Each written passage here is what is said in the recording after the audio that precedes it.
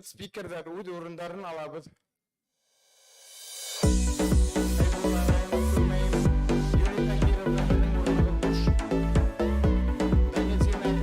Мәшһүр талантлар иле, күлдәр һәм таулар иле, һай. Бөек ырулдар йере, асаба башкорт йере, һай. Айык авылдар иле, сәламәт тормыш иле. Шы түңәрәк өстәлгә утыралар. Күзәттерде карагыз һәм орныгыз алыгыз.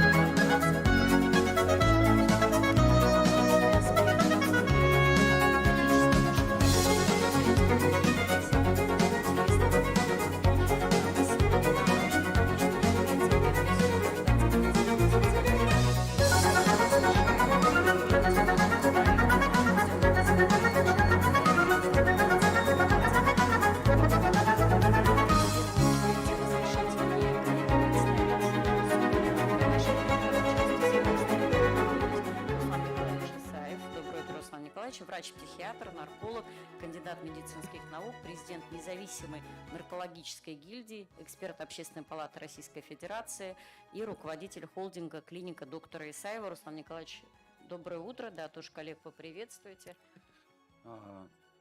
Доброе утро. Большое спасибо за приглашение вас, Эльвира Ринатовна, и всех организаторов конкурса и участников за теплый прием.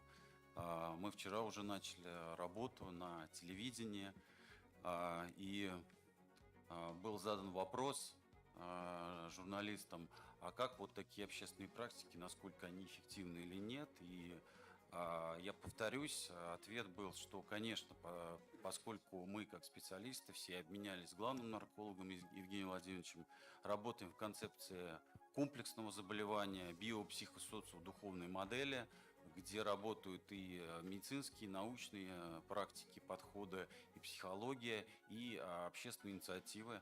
Поэтому еще раз спасибо за приглашение. Хотелось бы пожелать успешной работы форуму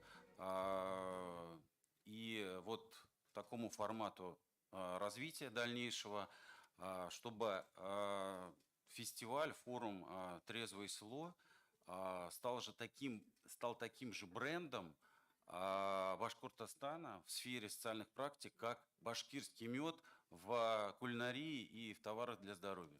Спасибо, Руслан Николаевич. Такая достаточно серьезная заявка. И Руслан Николаевич вчера в эфире сказал еще одну вещь, что хочется, чтобы еще «Трезвое село» вышло на международный уровень. Здесь мы, Руслан Николаевич, на ваши компетенции надеемся, потому что практика у вас большая, вы видели и мировой опыт в этой части. И Руслан Николаевич сказал, что в мировом опыте тоже таких практик нет. Поэтому мы здесь уникальны не только на уровне страны, но по стране я заговорила не случайно, поскольку нашим опытом наши коллеги в разных субъектах интересуются. И сегодня, коллеги, мы с вами работаем в прямом эфире. У нас идет трансляция на YouTube. Нас смотрят коллеги из Общественной палаты Республики Саха-Якутия. Мы приветствуем Елену Карловну Колесникову. Она председатель комиссии по социальной политике, демографии, защиты семьи и детства. Я думаю, коллеги, вы нас слышите. Якутия для нас тоже очень большой позитивный пример. Они тоже уже много лет работают в этой части и законодательно регулируют, и общественных практик очень много. Также Жегузов Юрий Иннокентьевич, кандидат социологических наук, старший научный сотрудник Института биологических проблем Северного отделения Российской академии наук. Это город Якутск. Также нас смотрит Общественная палата Саратовской области. Наталья Александровна Королькова, руководитель Саратовской региональной общественной организации трезвости и здоровья. И также у нас коллеги в зале, представители Центра общественного здоровья и медицинской профилактики Свердловской области, коллеги Милана Андреевна Винокурова и также Наталья Владимировна Канавина. Мы вас тоже в этом зале, коллеги, приветствуем. Вот вы, да? Да, добрый день, коллеги. Ну и мы, конечно, понимаем, что трансляция идет в прямом эфире, и нас можно смотреть практически из любой точки земного шара, поэтому мы приветствуем всех, кто к нам подключен онлайн. С большим удовольствием, коллеги, я представляю сегодня наших коллег, которые весь этот конкурс были с нами. Это представители оргкомитета, я думаю, вы все их видите, вы их услышите, когда будем вручать сегодня награды активистам. Это наше профильное министерство. У нас, вы знаете, что организационный комитет сформирован не только из общественников, но и очень большой пул наших коллег из органов исполнительной власти. Наш первый партнер и соисполнитель нашего проекта – это Министерство труда и социальной защиты. Анна Николаевна Тоболина сегодня с нами. Поэтому, коллеги, у нас такая большая работа, и я понимаю волнение всех всегда интересуют результаты. Мы результаты огласим 4 мая, но результаты голосования – это тоже вот такой плод совместной большой работы оргкомитета, который состоит из многих коллег, ну и курирует нашу большую работу и непосредственно председатель оргкомитета Максим Васильевич Забелин, руководитель администрации главы. Ну и, конечно, наш проект и поддержан, и находится под постоянным контролем главы Республики Башкортостан Ради Фаридовича Хабирова. Поэтому это такой проект, который объединяет наши общественные и государственные усилия. Также, коллеги, сегодня в этом зале мы пригласили для участия наших руководителей медицинских колледжей республики. Очень большой они объем работы в этом году сделали. Были во многих районах, там, где у нас есть эти колледжи, мы видели, что такие точки активности очень высокие. И самое главное, что в медицинских колледжах наша молодежь, и как раз не мы с молодежью работаем, а молодежь работала с населением. Очень интересный опыт. И мы здесь надеемся, что наши колледжи, в первую очередь, наверное, педагогические, Инесса Васильевна, тоже подключатся к нашему движению в следующем году. Также мы сегодня, коллеги, пригласили руководителей наших национально-культурных центров, специалистов Дома дружбы народов, поскольку мы считаем, что трезвость – это норма жизни не только для башкирского народа, но и в целом российский многонациональный народ чтит традиции трезвости. И, наверное, нет народа, который сказал бы, что он там генетически или априори был пьющим народом, да, пьющей нацией. Поэтому у всех есть практики трезвости, и у нас сегодня будет специальный круглый стол, как раз посвященный этой теме. И, конечно, коллеги, сегодня самое главное здесь участники – это наши муниципалитеты. Сегодня здесь представлены все наши 54 района. Это представитель муниципального оргкомитета, председатели наших местных Курултаев, Башкир, главы сельских поселений и наши активисты конкурса и специалисты службы «Семья». И, конечно, мы понимаем, что успешность нашего проекта – это не оргкомитет, это не какие-то отдельные люди, которые, может быть, говорят о смыслах, об идеологии. Главный успех конкурса – это та работа, которую вы ведете на местах. Поэтому, коллеги, вам спасибо огромное. Бөтөгөт галязур рахмат, сөнки бет күреп торабыз, нинди матур саралар үтә безнең районнарда, нисек һез халыкты яле битәгез. Шундай ихлас, дәртле безнең саралар, шуның өчен һезгә, коллегалар, зур рахмат әйткем килә. Һәрберегезгә. Ну и мы говорим, что у нас самый народный конкурс, и в этом году у нас участниками конкурса стали 1120 сел и деревень нашей республики, и претендовали, вот уже по традиции у нас участвуют все районы, все 54 населенных пункта, по одной из каждого района республики. И здесь коллеги нам всегда задают вопрос, ну почему такой сформировался региональный состав участников. Мы говорим, не знаем, потому что на муниципальном этапе, вот я на уважаемых коллег смотрю, глав администрации, это на местах у нас решается, какое село будет представлять честь целого района. Поэтому как распределяться по категориям, по количеству населения, по этническому составу, мы как оргкомитет видим уже только после того, как получаем заявки из муниципалитетов. Поэтому здесь вот полная свобода действий на муниципальном этапе. Ну и, коллеги, вот короткая справка. Вы знаете, что наш конкурс начинался в 2011 году, потом было несколько лет такой паузы по объективным причинам. И с 2019 года по нашей инициативе, которую поддержал глава Республики Башкортостан Ратифович Хабиров, согласно постановлению правительства Республики Башкортостан о республиканском конкурсе среди сельских населенных пунктов Республики Башкортостан, мы возобновили с 2020 года. И вот уже на таком большом организационном уровне мы с вами уже ежегодно проводим. И, конечно, сегодня поступило большое количество желающих принять участие в конференции. Уместить мы всех не смогли, но с полной ответственностью заявляю, что материалы конференции мы обязательно опубликуем. И мы сегодняшнюю конференцию и сам проект «Трезвое село» реализуем в рамках гранта главы Республики Башкортостан. Уже такое действительно, как Руслан Николаевич сказал, брендовое мероприятие. И в рамках грантов у нас как раз и сама конференция, и те выступления, которые сегодня прозвучат на сегодняшней конференции, они все войдут у нас в итоговый сборник. И те выступления, которые нам направлены в письменном виде, они тоже в этот сборник войдут. Итак, уважаемые коллеги, регистрацию сегодня прошли более 300 участников и приглашенных, и необходимый кворум для работы имеется. Разрешите межрегиональную научно-практическую конференцию «Трезвое село. Гражданские инициативы социальной практики» объявить открытой.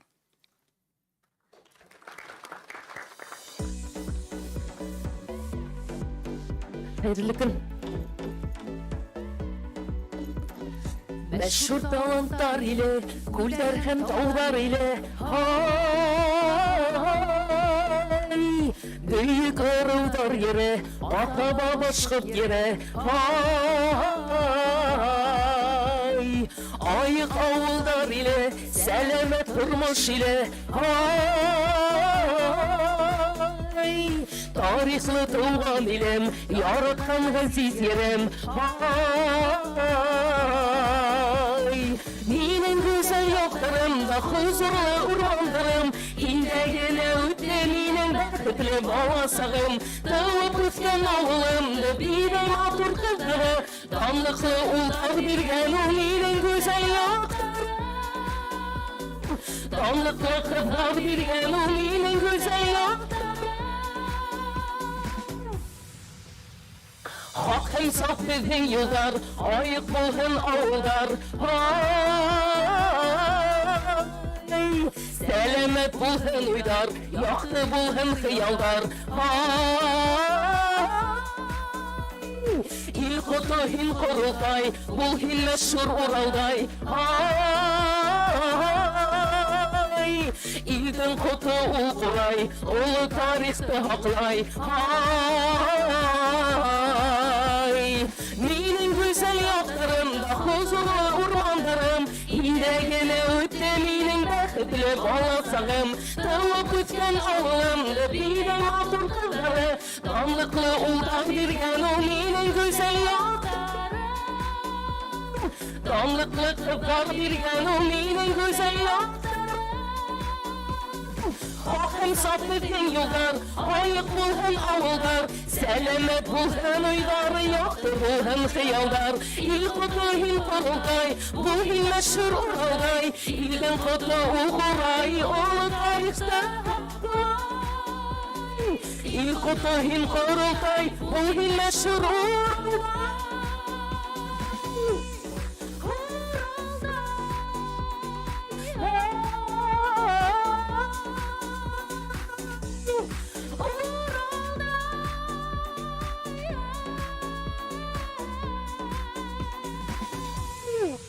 Bu hin meşhur Uralday bayram bilen bargıda.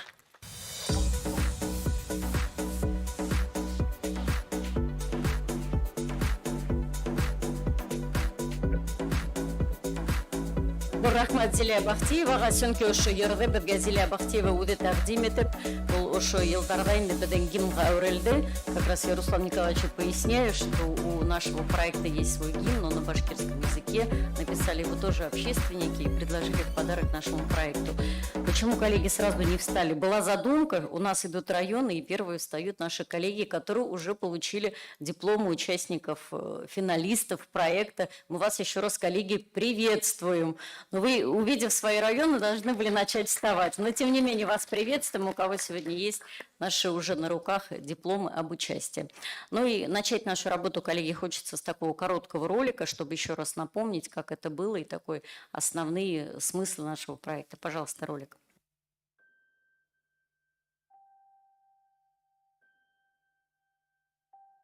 Добрый день, уважаемые жюри, уважаемые участники. Деревня Беглата является моей малой родиной. Мы привлекаем молодежь и хотим, чтобы деревня жила и еще долго-долго жила.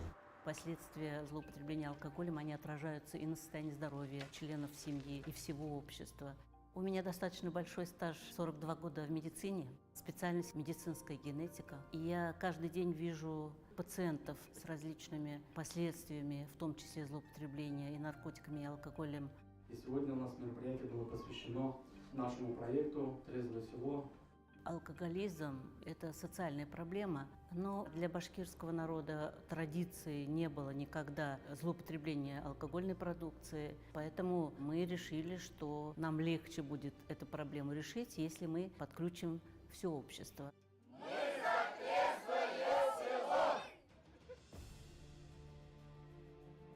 Организуя этот конкурс, пропагандируя здоровый образ жизни, мы практически решаем многие социальные проблемы.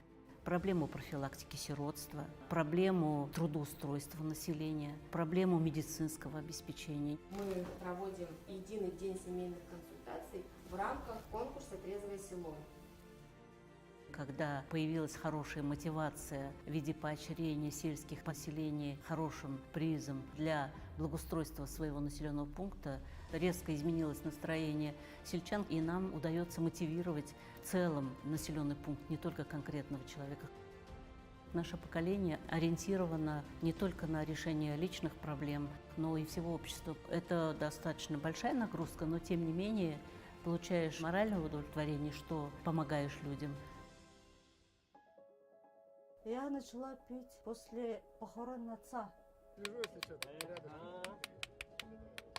Нормально. Просто кто-то нам добавил алкоголь и сказал, что без алкоголя разговор не завязывается. Без алкоголя ноги в пляс не идут. Более 50% правонарушений, преступлений совершается в состоянии опьянения. Давай рюмку туда-сюда, выпьем, ничего не будет. Я тоже раньше пила. Мне неохота было жить. Если я говорю умру, умру. К сожалению, алкоголизм присущ не только мужчинам, но и женщинам. А если женщина пьет, это трагедия для всей семьи, для всего общества, в первую очередь для детей, лишение родительских прав. Давай, может, так попробуем, может, в конкурсе поучаствуем, будет лучше. Задумалась. У меня же 2 детей. Не надо пить так. Себя пожалеть надо. Не так давно одна женщина в рамках нашего конкурса, отказавшись от употребления алкоголя, вернула своих детей в семью. До 100 лет еще хочу пожить. Это без алкоголя. Цель есть, дом достроить. Утром стою, у меня голова не болит. Какое-то стремление появилось. Баню построила, все обновила, покрасила. Кто говорит, что в деревне ничего нельзя? Как ничего нельзя? Все есть, что под рукой. Займись фермерством, из глины чашки лепи. Есть чем заняться. Главное желание, было бы желание.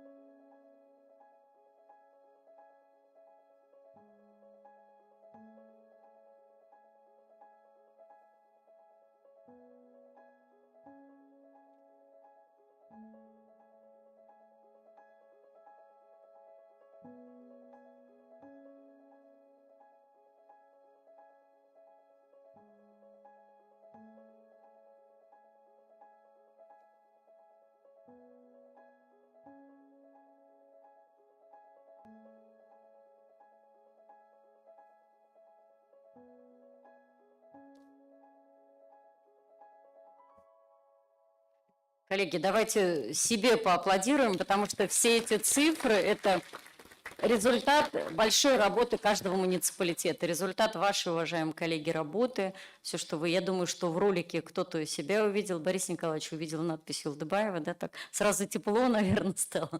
Поэтому, коллеги, спасибо огромное за ту большую работу. И действительно, мы всегда говорим, что проект «Трезвое село» – это, конечно, хорошо и детские площадки, общественные пространства, но в первую очередь это перезагрузка такая идеологическая. И мы понимаем, что село, которое приняло участие в конкурсе до и после, это разные села по настроению. Я думаю, коллеги здесь, вот руководители районов, об этом сами более подробно скажут. Уважаемые коллеги, разрешите знакомить вас с порядком проведения дальнейшего нашего форума. При регистрации выдавался QR-код. Можно пройти по нему в Яндекс.Диске, вы видите его также на экране, и более подробно ознакомиться с программой. После окончания пленарного заседания планируется работа 3 круглых столов. Продолжительность основных докладов 15 минут, выступлений не более 10 минут, вопросы, предложения до 2 минут. С 12:30 до 13 предполагается перерыв и окончание в 14:30. Это программа на сегодня. Однако сегодня программа всего форума не заканчивается. Также будет ряд мероприятий 4 мая.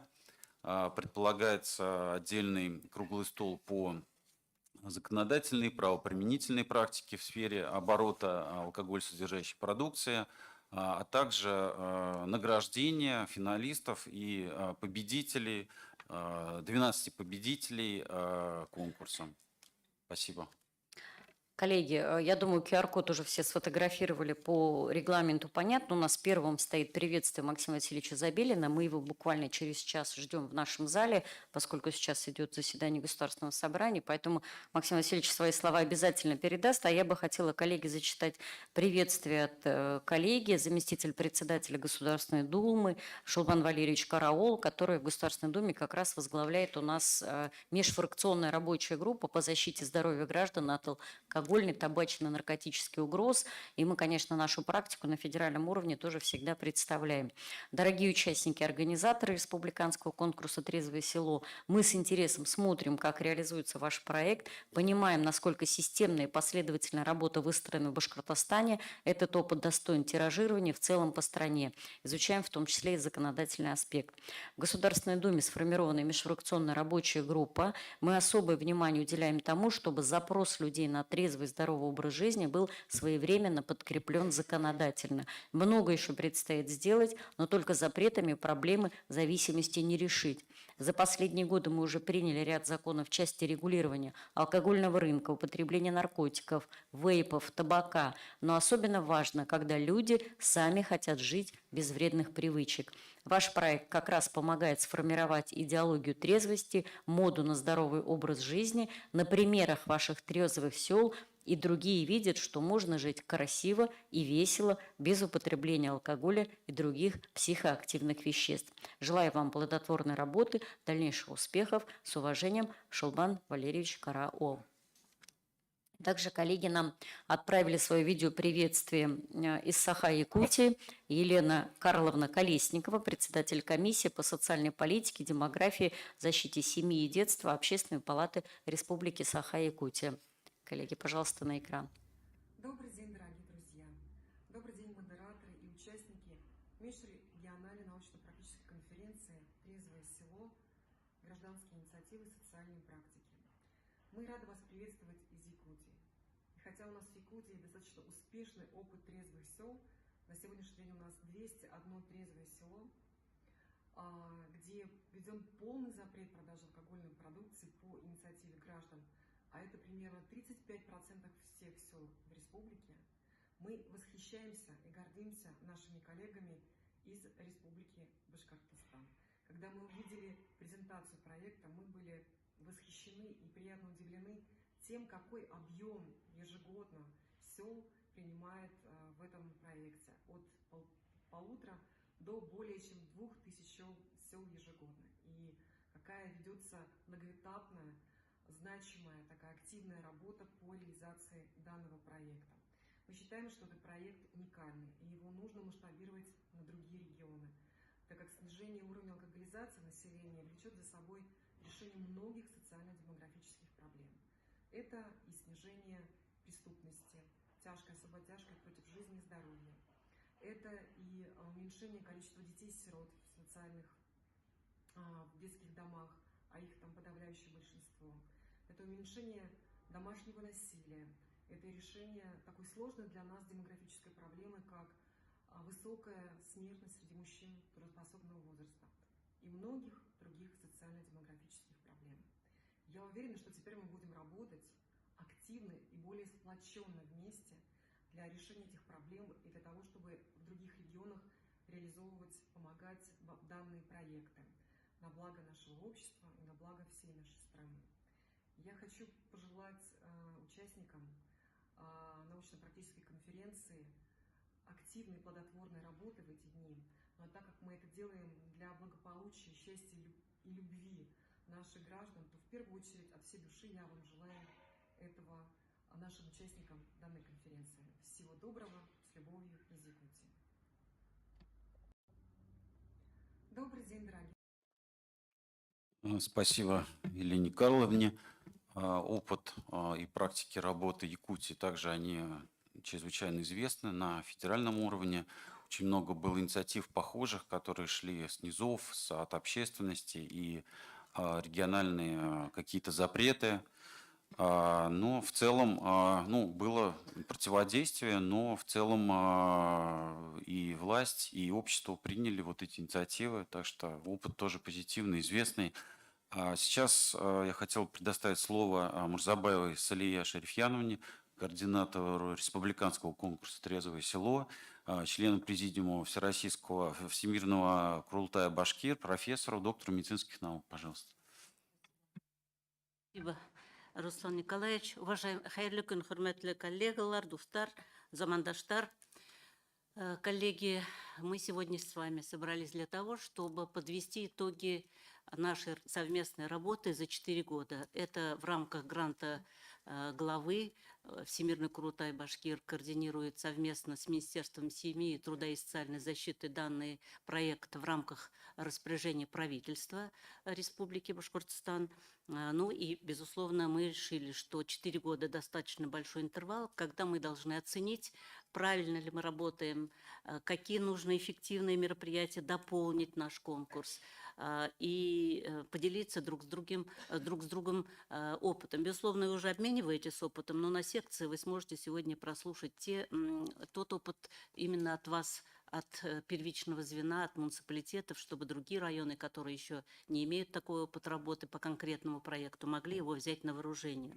Итак, для того, чтобы оценить эффективность проводимых нами мероприятий в целом нашего проекта, разрешите вам представить отдельные статистические данные, которые есть и по Российской Федерации, и по сравнению в нашей республике. Ну, вы все знаете, что, к сожалению, на территории всей Российской Федерации количество людей с алкогольной зависимостью велико.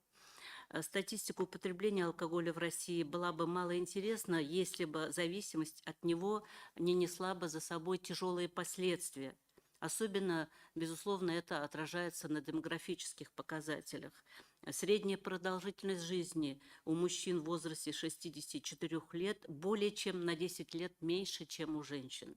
Этот фактор влияет и на рождаемость, серьезно подрывает культурный, духовно-нравственный, экономический потенциал страны, угрожает практически национальной безопасности России из-за высоких уровней заболеваемости, смертности, преступности, связанной с употреблением спиртных напитков. Приведу такие цифры, которые представлены на слайде. Каждый шестой умирающий в Российской Федерации – это лицо трудоспособного возраста, и 30% из них – это мужчины. 50% случаев лишения родительских прав связано с алкоголизмом. Почти 5% внутреннего валового продукта в России теряется ежегодно из-за злоупотребления именно алкоголем. Нужно отметить, что в последние годы положительные тенденции по Российской Федерации тоже имеют место. Как свидетельствуют данные, из года в год снижается употребление алкоголя. По данным Министерства здравоохранения Российской Федерации, с 2008 года по 2021 год потребление алкоголя сократилось с 15,7 на душу населения до 9 литров на душу населения. При этом смертность от его потребления за это время среди мужчин тоже снизилась почти на 40%, у женщин на 36%. Позитивные сдвиги, безусловно, следствие государственной политики, которая проводится в целом в стране. Не случайно мы все можем сослаться на слова нашего президента Владимира Владимировича Путина, который неоднократно заявлял о том, что проблему алкоголизма в России нужно решить. Например, за эти 14 лет необходимо отметить, что полностью в России у нас прекращена реклама алкогольной продукции, ввели запрет на торговлю спиртным в ночные часы, ограничили точки продаж и многое. То есть внесены в законодательство как федерального уровня, так и регионального уровня достаточно большое количество законодательных актов. Но мы понимаем, что только государство, только законодательные органы власти, исполнительные власти решить эту проблему не могут. Это должен быть коллективный труд, и в первую очередь среди населения просветительская работа должна быть проведена совместно с общественными организациями. И мы с вами, проводя этот конкурс наш, уже убедились, что есть наш конкурс – это такой некоторый механизм, инструмент, в рамках которого организована системная, целенаправленная работа не только общественными организациями, она межведомственная, включая все министерства и ведомства, которые здесь представлены, и все общественные организации, которые созданы в сельской местности. Проблема, которую мы с вами поднимаем, она социальная, общая для всех, поэтому в состав Республиканского оргкомитета, так же как и муниципальных оргкомитетов, включены представители всех министерств и ведомств, как сказала Эльвира Ринатовна, возглавляет наш оргкомитет врач, доктор медицинских наук, руководитель администрации главы нашей республики Максим Васильевич Забелин. Он, будучи министром здравоохранения, возглавлял оргкомитет, даже перейдя на новую должность, где огромная ответственность, большой объем работы, он сам изъявил желание продолжить с нами сотрудничество, и мы благодарны ему, что он остался в наших рядах.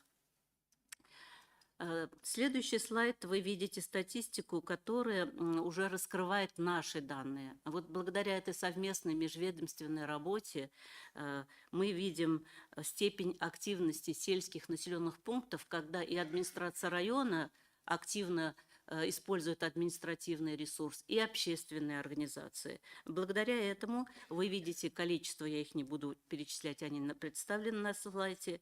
Просто скажу, что можно уже посчитать, что более 120 тысяч активистов привлечено, общественников, к нашему конкурсу.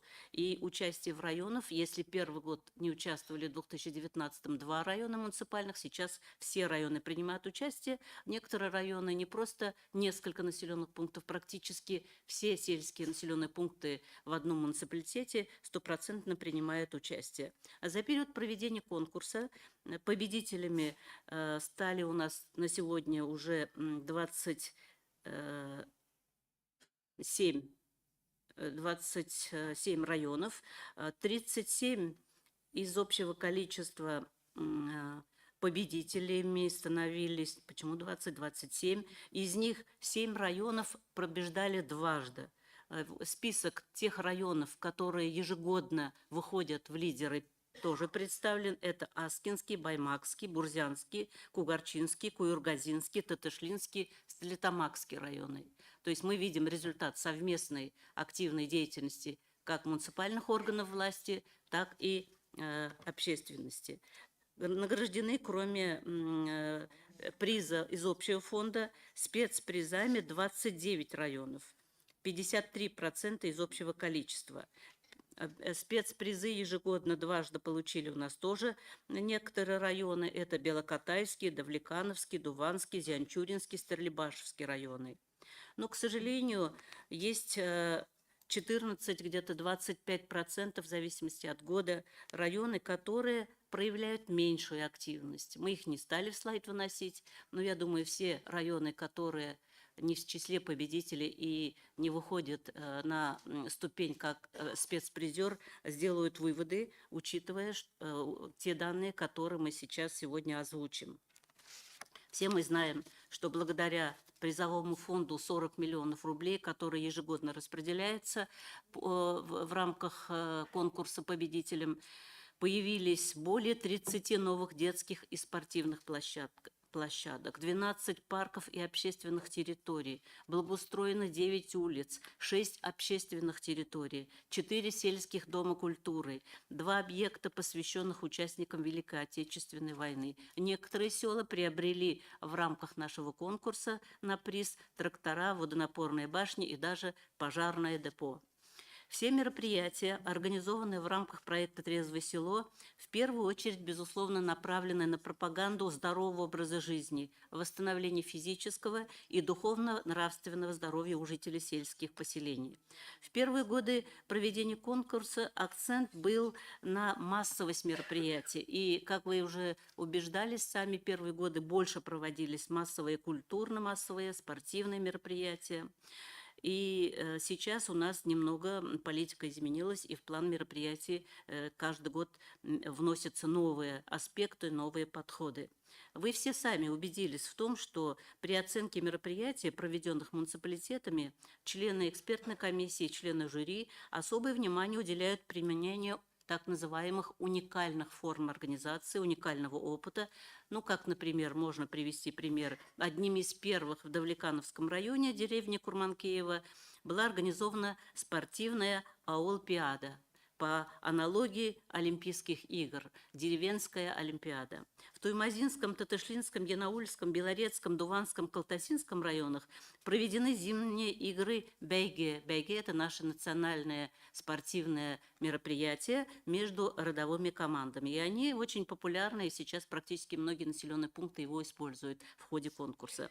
В Бурзянском районе, лидирующем у нас всегда по республике по рождаемости, село Абдульмамбетово, или Капсах, другое его название, организован график занятий спортом в школьном спортивном зале для всех жителей, не только для детей, для лиц любого возраста, любого желающего. Это тоже вам надо взять на вооружение.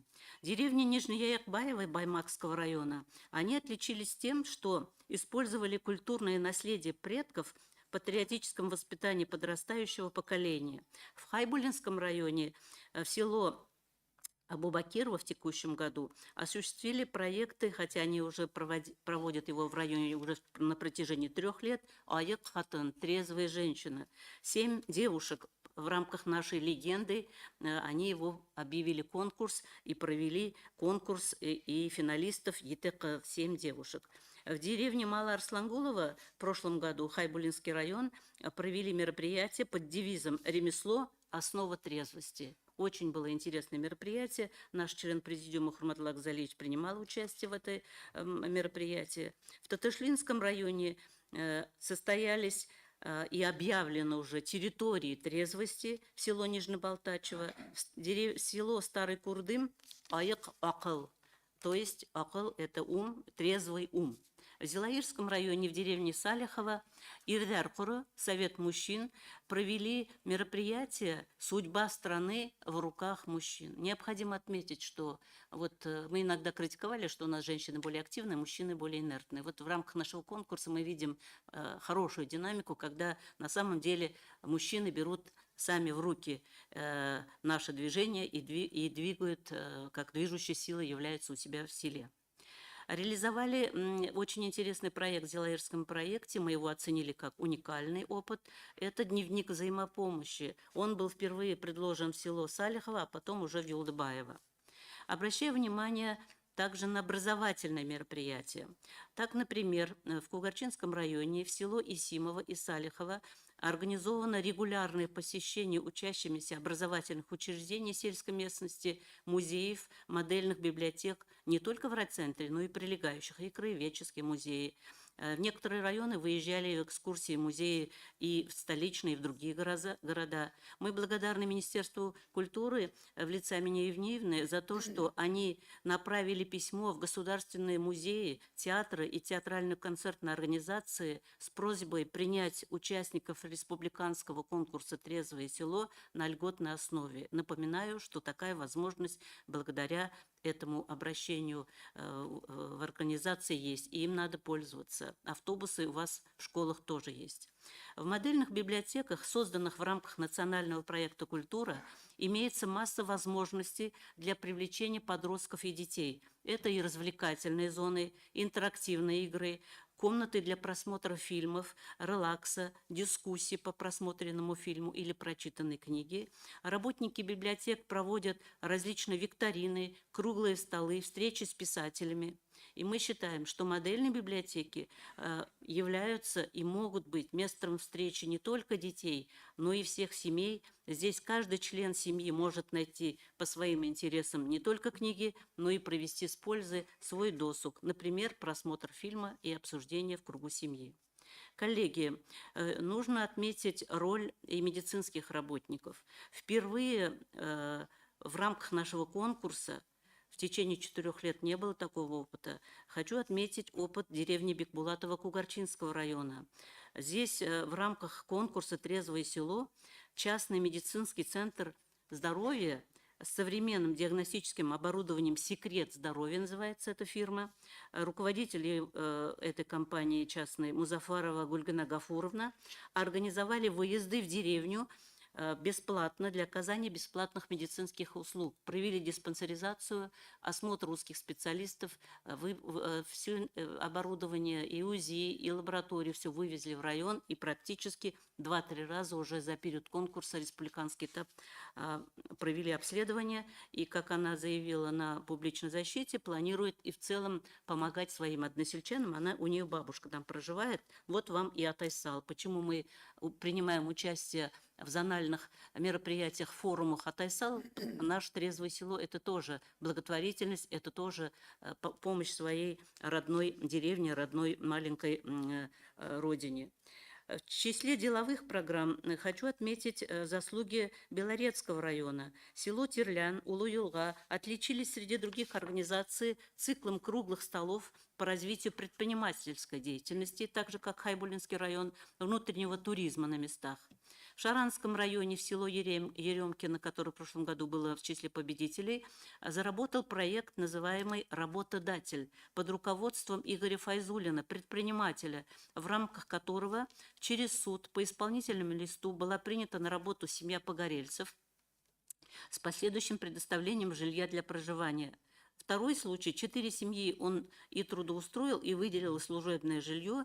Совместными усилиями они вернули детей матери, которая была лишена родительских прав, на 4 несовершеннолетних детей, и развод был родителей. Вот сейчас вернули детей, и она пока воспитывает одна, но надеемся, что и муж вернется.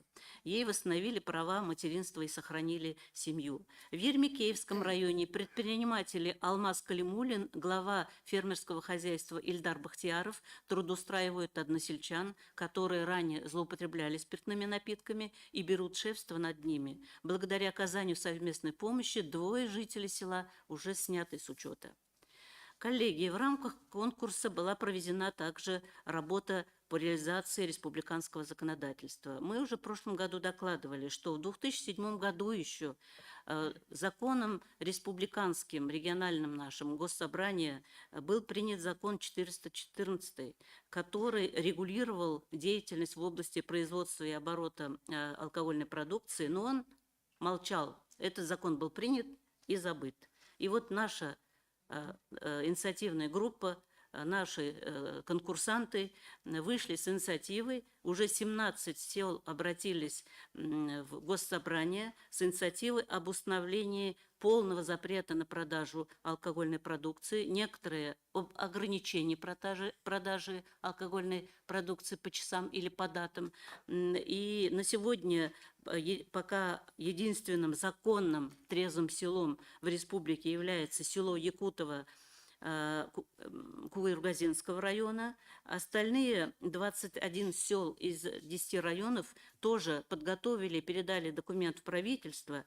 Сегодня у нас все представители Республиканского оргкомитета, их представители, обращаюсь к вам в плане поддержки, рассмотрения обращений этих населенных пунктов для того, чтобы тоже они, как Якутово, стали трезвыми селами не только на основании решения схода граждан, но и законодательно было закреплено их право. Вот я сегодня очень благодарна будет выступление из Якутии. В Якутии 300 с лишним уже сел, Якутии меньше, чем наша по численности.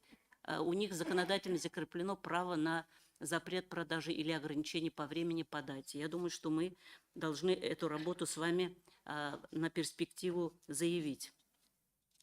Востребованные населением виды услуг, особенно социальных, организовало Министерство семьи, труда и социальной защиты. Об этом подробно доложит Анна Николаевна, вам расскажет. Министерство образования и науки республики тоже внесло свой вклад. Они организовали мониторинг реализации рекомендаций федеральных Министерства спорта и образования России по обеспечению доступности использования спортивной инфраструктуры общеобразовательных учреждений для занятий физической культурой и спортом различных категорий населения.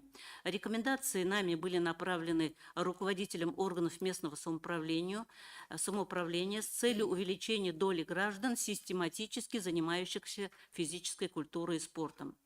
Роспотребнадзор Российской Федерации своим письмом заверил, что санитарное законодательство не содержит запрета на использование спортивных помещений и территорий образовательных организаций для занятий спортом населением и проведением образовательной деятельности, в том числе для населения. Я уже пример привела Бурзянского района, деревни Абдульмамбетова, которые составили график, согласовали за подписью главы сельсовета и директора школы, и по графику отдельной категории населения посещает спортивный зал, отдельный вход и так далее. Все это можно на месте продумать. По результатам мониторинга, который провело наше Министерство образования и науки Республики, процент использования спортивной инфраструктуры общеобразовательных организаций для других категорий населения в прошлом году составил около 65%. Мы сейчас ждем от них данные по мониторингу за текущий год, по результатам будет динамика или нет. Министерство здравоохранения продолжает акцию, вернее, 2 года в течение 2020-2021 году проводили акции «Здоровая республика, здоровый регион», выезд мобильных поликлиник непосредственно в населенные пункты, которые участвовали в конкурсе. Сейчас они по графику охватывают практически все население республики. Но в этом году акцент Министерства здравоохранения сделали на привлечение студентов и преподавателей медколледжа, как сказала Эльвира Ринатовна. Этот подход, на наш взгляд, является эффективным, перспективным направлением взаимодействия муниципалитетов с медколледжами. И не только в плане закрепления профориентации кадров, но и в плане системной работы по организации просветительской работы силами студенческой молодежи. Все 8 медицинских колледжей и 4 их филиала в республике активно поддержали наше предложение. Каждое образовательное учреждение придумало свой формат проведения пропаганды здорового образа жизни. Практика организации профилактической работы с молодежью с участием студентов медицинских колледжей будет, надеемся, активно продолжена в образовательных учреждениях. Мы уже есть договоренность с Министерством образования Республики, чтобы был совместный приказ Министерства образования и Министерства здравоохранения, чтобы силами студентов медколледжа проводить просветительскую работу среди колледжей в малых городах. Это вот получается такой мягкий наш подход к осуществлению постепенного перехода сельских населенных пунктов и на малые города, потому что многие обращаются с просьбой, почему города не участвуют в наших конкурсах. Мы решили в этом году вот тихонько опробировать с использованием студентов медколледжа и профессорско-преподавательского состава и посмотрим, как реально после приказа совместного Министерства образования и Минздрава пойдет эта работа. После этого уже после образовательных учреждений подумаем в отношении привлечения и других ведомств. Коллеги, хочу от вашего имени выразить особую благодарность нашим коллегам, представителям республиканских и районных СМИ за активную информационную поддержку нашего конкурса. Вы видите на слайде практически все средства массовой информации, телевидение, все принимали активное участие. Количество представлено огромное, которое благодаря сотрудничеству с Курултаем Башкиры и с другими ведомствами постоянно освещаются все мероприятия, которые проводятся даже в маленьких населенных пунктах. Но, коллеги, конечно, в рамках конкурса организовано множество мероприятий, но нас ведь интересует не только количество мероприятий. Как вы сами смогли убедиться, каждый член республиканского комитета, экспертной комиссии, жюри в первую очередь оценивал ваши презентационные материалы согласно критериям оценки эффективности проводимых мероприятий, указанным в положении, которое утвердило правительство. И разрешите вот представить, уже у меня немного осталось материала, разрешите представить итоги нашей с вами деятельности на основании цифр, на основании статистики по показателям. Представляю вам данные общественной организации «Трезвая Россия», которую возглавляет коллега Эльвира Ринатовна, депутат Госдумы Султан Хамзаев. Более 10 лет назад создана эта организация, и они ежегодно проводят мониторинг трезвости в субъектах Российской Федерации. Вот справа на слайде вы видите карту России, и где идет показатель, какой субъект, какой ранг занимает по трезвости по регионам. Вот посмотрите, есть до того, как был объявлен первый конкурс, в 2019 году Республика Башкортостан занимала 32-ю позицию. Через год после запуска нашего проекта, в 2021 году, мы уже вышли на 22-е место. А теперь, заняв 16-е место, Башкортостан вошел в двадцатку, еще не десятку, в двадцатку трезвых субъектов, в двадцатку трезвых субъектов Российской Федерации и возглавил рейтинг трезвых регионов по итогам 2022 года в Приволжском федеральном округе. Я думаю, здесь надо поаплодировать.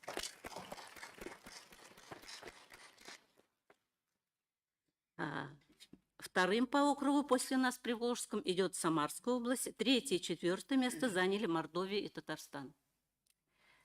Как видно на слайде следующем, положительная динамика наблюдается и по данным, которые нам представил Республиканский клинический наркодиспансер. На 1 января 2023 года снизились такие показатели, как показатель первичной заболеваемости, так, здесь идет пока смертность, первичной заболеваемости психозами, общей заболеваемости алкоголизмом. Практически процент идет от 20 до 26% за 4 года. Это хорошая динамика. Таким образом, как свидетельствуют данные оценки по статистике, борьба за трезвость у нас достаточно продумана. Принятые мероприятия себя оправдали, эффективные. И мы продолжим с вами внедрение в общество принципов здорового образа жизни, также учитывая, что это задача общая, не только власти, органов власти, но и общества в целом.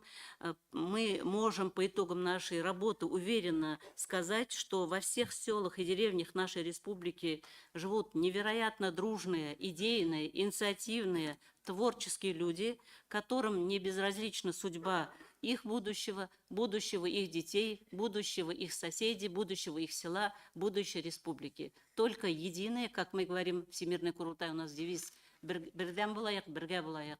Если мы будем едины, то мы сможем достичь цели и жить трезво и счастливо. Благодарю за внимание. Спасибо большое, Салия Шерифьяновна. Я хочу вас поблагодарить от имени оргкомитета, потому что действительно вы, как координаторы, вкладываете очень много и личного времени, и усилий для того, чтобы действительно проект какими-то новыми практиками наполнялся, чтобы было всегда ежегодно какие-то появлялись абсолютно интересные подходы. Вы, как и ученый, и практик, и как организатор здравоохранения, очень глубоко погружены в эту тему, поэтому спасибо вам большое. Общее руководство конкурсом у нас осуществляет оргкомитет, но вот операторами мероприятия наряду с Всемирным Курултаем Башкир у нас является Министерство семьи, труда и социальной защиты. Вы помните, что у нас в свое время наш министр Ленар Хакимовна Иванова, будучи тогда в ранге вице-премьера, была председателем оргкомитета, и мы первые конкурсы проводили вместе. Ленар Хакимовна тоже очень погружена, заинтересована, и Анна Николаевна среди ее заместителей, которые, наверное, в таком ежедневном режиме курируют наш конкурс. Анна Николаевна и сама лично выезжала тоже в районы. Конечно, мы благодарим Министерство семьи. Мы понимаем, что показатели, вот, которые сейчас Ля Шерифьяновна приводила, это в целом показатели работы команды всей Республики Башкортостан. Понятно, что за демографию Гульнар Фатовна отвечает у нас Министерство здравоохранения, за семейное благополучие, Анна Николаевна, ваше министерство, но в целом это показатели, которые характеризуют Республику Башкортостан, и в первую очередь и это показатели руководителя нашего региона. И мы сегодня еще цифры интересные услышим, потому что впервые в рамках «Трезвого села» в этом году в рамках гранта мы заказали большое социологическое исследование. Институт социологических исследований нам сегодня готов эти данные продемонстрировать. Мне самой очень интересно, как оценивают на местах, именно как ученые оценивают наш проект. А сейчас хотела бы слово Анне Николаевне Табулиной, заместителю министра семьи, труда и социальной защиты, нашему партнеру правой руки. Анна Николаевна, вам дать слово, Спасибо. пожалуйста. Спасибо, Лернатовна, за высокую оценку. Добрый день, уважаемые участники. Я постараюсь не повторяться с цифрами, которые были озвучены, потому что потеря работы, здоровья, семьи, детей, одиночество, маргинальность – это те жизненные ситуации, с которыми как раз-таки работает наше министерство, все наши службы. Для оказания помощи у нас работают службы семьи на территориях, появились в том году службы социальных участковых, сейчас они так у нас называются для пожилых людей, да, это центры занятости и социальной поддержки. И цель всех социальных служб, которые у нас работают, это помочь преодолеть трудности гражданину, семье и выйти на достаточный уровень самообеспечения, то есть трудоустроиться, получать постоянный доход. В районах работают у нас сейчас пункты проката детских товаров, строительных инструментов, коворкинг-центры, активно используются социальные контракты. Я напомню, что в рамках него можно тоже за счет бюджетных средств пройти процедуру лечения от алкогольной зависимости. И тоже стало новым для нас, это активно ведут работу сообщества семей в рамках семейных клубов, и мы создали в каждом районе группу взаимопомощи, называется «Семья помогает семье». За 2 года центрами занятости населения в рамках «Трезвого села» проконсультировано более 10 тысяч человек. Это огромные цифры. И мы видим, что как раз-таки сервис мобильных бригад центров занятости был наиболее популярен и востребован среди сельского населения. Хочу отметить здесь, что доступность получения помощи и информированность о ней – это тоже элемент социального благополучия. Чем раньше обратился житель, тем эффективнее в итоге оказанная помощь.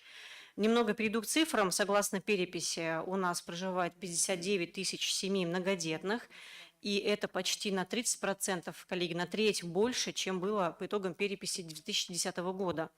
Это еще раз говорит о том, что у нас республика семейно ориентирована, и как раз-таки, вот если говорить о семейном неблагополучии, один родитель, если у него 4-5 детей, да, как бы сразу, так скажем, мы получаем большой рост социального сиротства.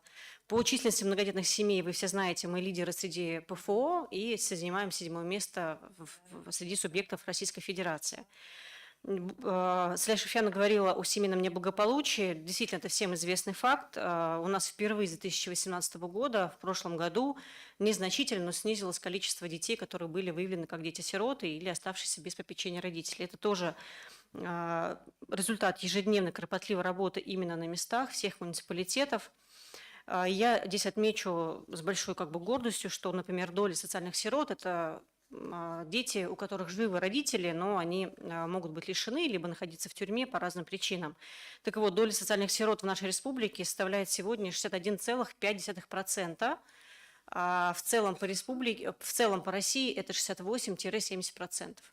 Здесь есть чем гордиться, потому что по итогам прошлого года у нас в 35 районах число новых детей-сирот снизилось. Их было выявлено меньше.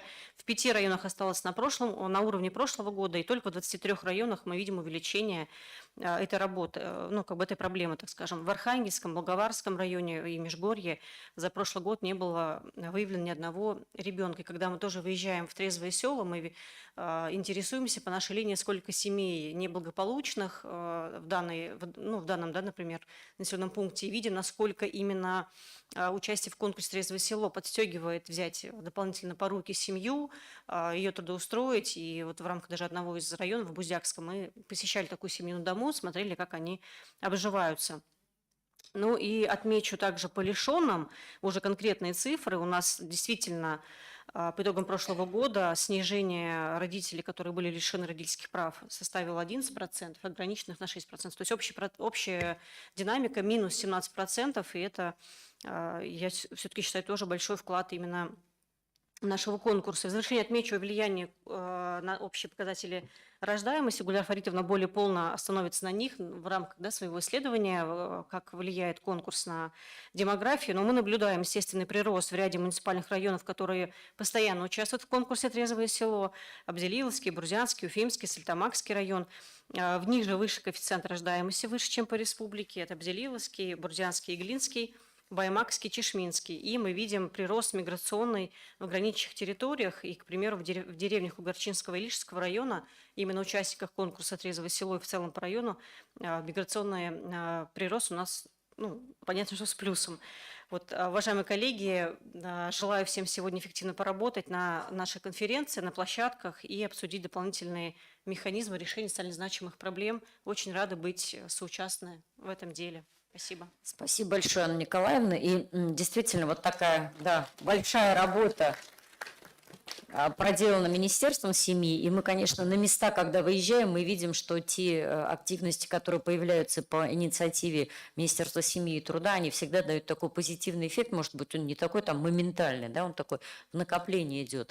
И сейчас, конечно, нам предстоит еще очень много сделать, чтобы демографические показатели подтянуть, потому что вы знаете, что проблема демографии – это история не только про Республику Башкортостан, а в целом по стране. Нам президент ставит задачу и народосбережения, и повышение демографических показателей, поэтому наш проект в том числе и про это. Гульнар Фаритовна Ахметова представляет у нас сегодня Академию наук Республики Башкортостан, а именно Институт стратегических исследований, является ведущим научным сотрудником, человек, который непосредственно занимался нашим исследованиям. Гульнар Фаритовна, мы уже такую интригу завели, да, что все-таки показывает сегодня и ваши опросы. Я знаю, что вы работали конкретно в этих населенных пунктах. Пожалуйста, слово вам. Мы вот готовы услышать, где нам еще надо подтянуться, ну и где-то, наверное, порадоваться, что где-то мы уже приближаемся к тем значениям, которые нас устроят. Пожалуйста, Гульнар Фаритовна. Спасибо большое за предоставленную возможность принять участие в этом проекте и на сегодняшнем мероприятии. Хочу сказать, что я сегодня представляю не только научные сообщества нашей республики. Кроме Института стратегических исследований, непосредственно над этим проектом работала научная лаборатория ОУНИТ, которую возглавляет Валиахметов Ремарсович. Вместе с ним мы делали. Но кроме этого еще я сама, родное село, это Юлдыбаево Зилаирского района. Поэтому мое участие здесь для меня особенно волнительно и важно. Борис Николаевич, мы не знали, что вы так подготовились серьезно. То есть так сложилось. Совпало. Поближе микрофон можно, Гульнар, чтобы мы вас погромче слышали? Еще ближе можно. Так, и по поводу опроса. Так, пожалуйста, слайд. Дело в том, что опрос, который мы провели в марте-апреле этого года, охватил все 27 сел, которые участвовали в конкурсах «Трезвое село» в 19-21 годах. Вот на карте видно, что практически вся территория республики была охвачена опросом, и в них проживает около 16 600 населения. Опрос был проведен среди примерно около 4000 жителей этих сел, то есть практически каждый 4-й житель победителей конкурса, он принимал участие в этом исследовании. Все 27 сел мы разделили на 3 категории.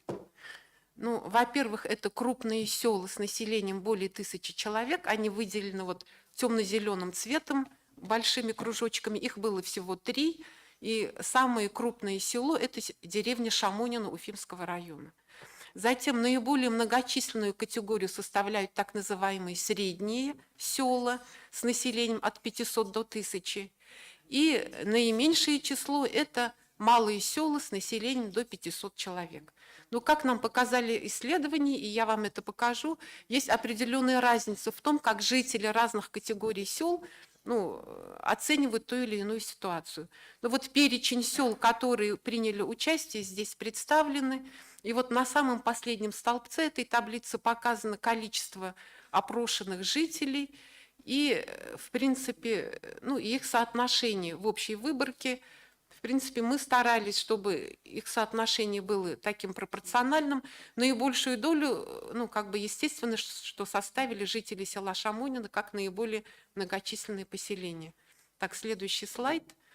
И по поводу того, кто такие жители села в социально-демографическом отношении.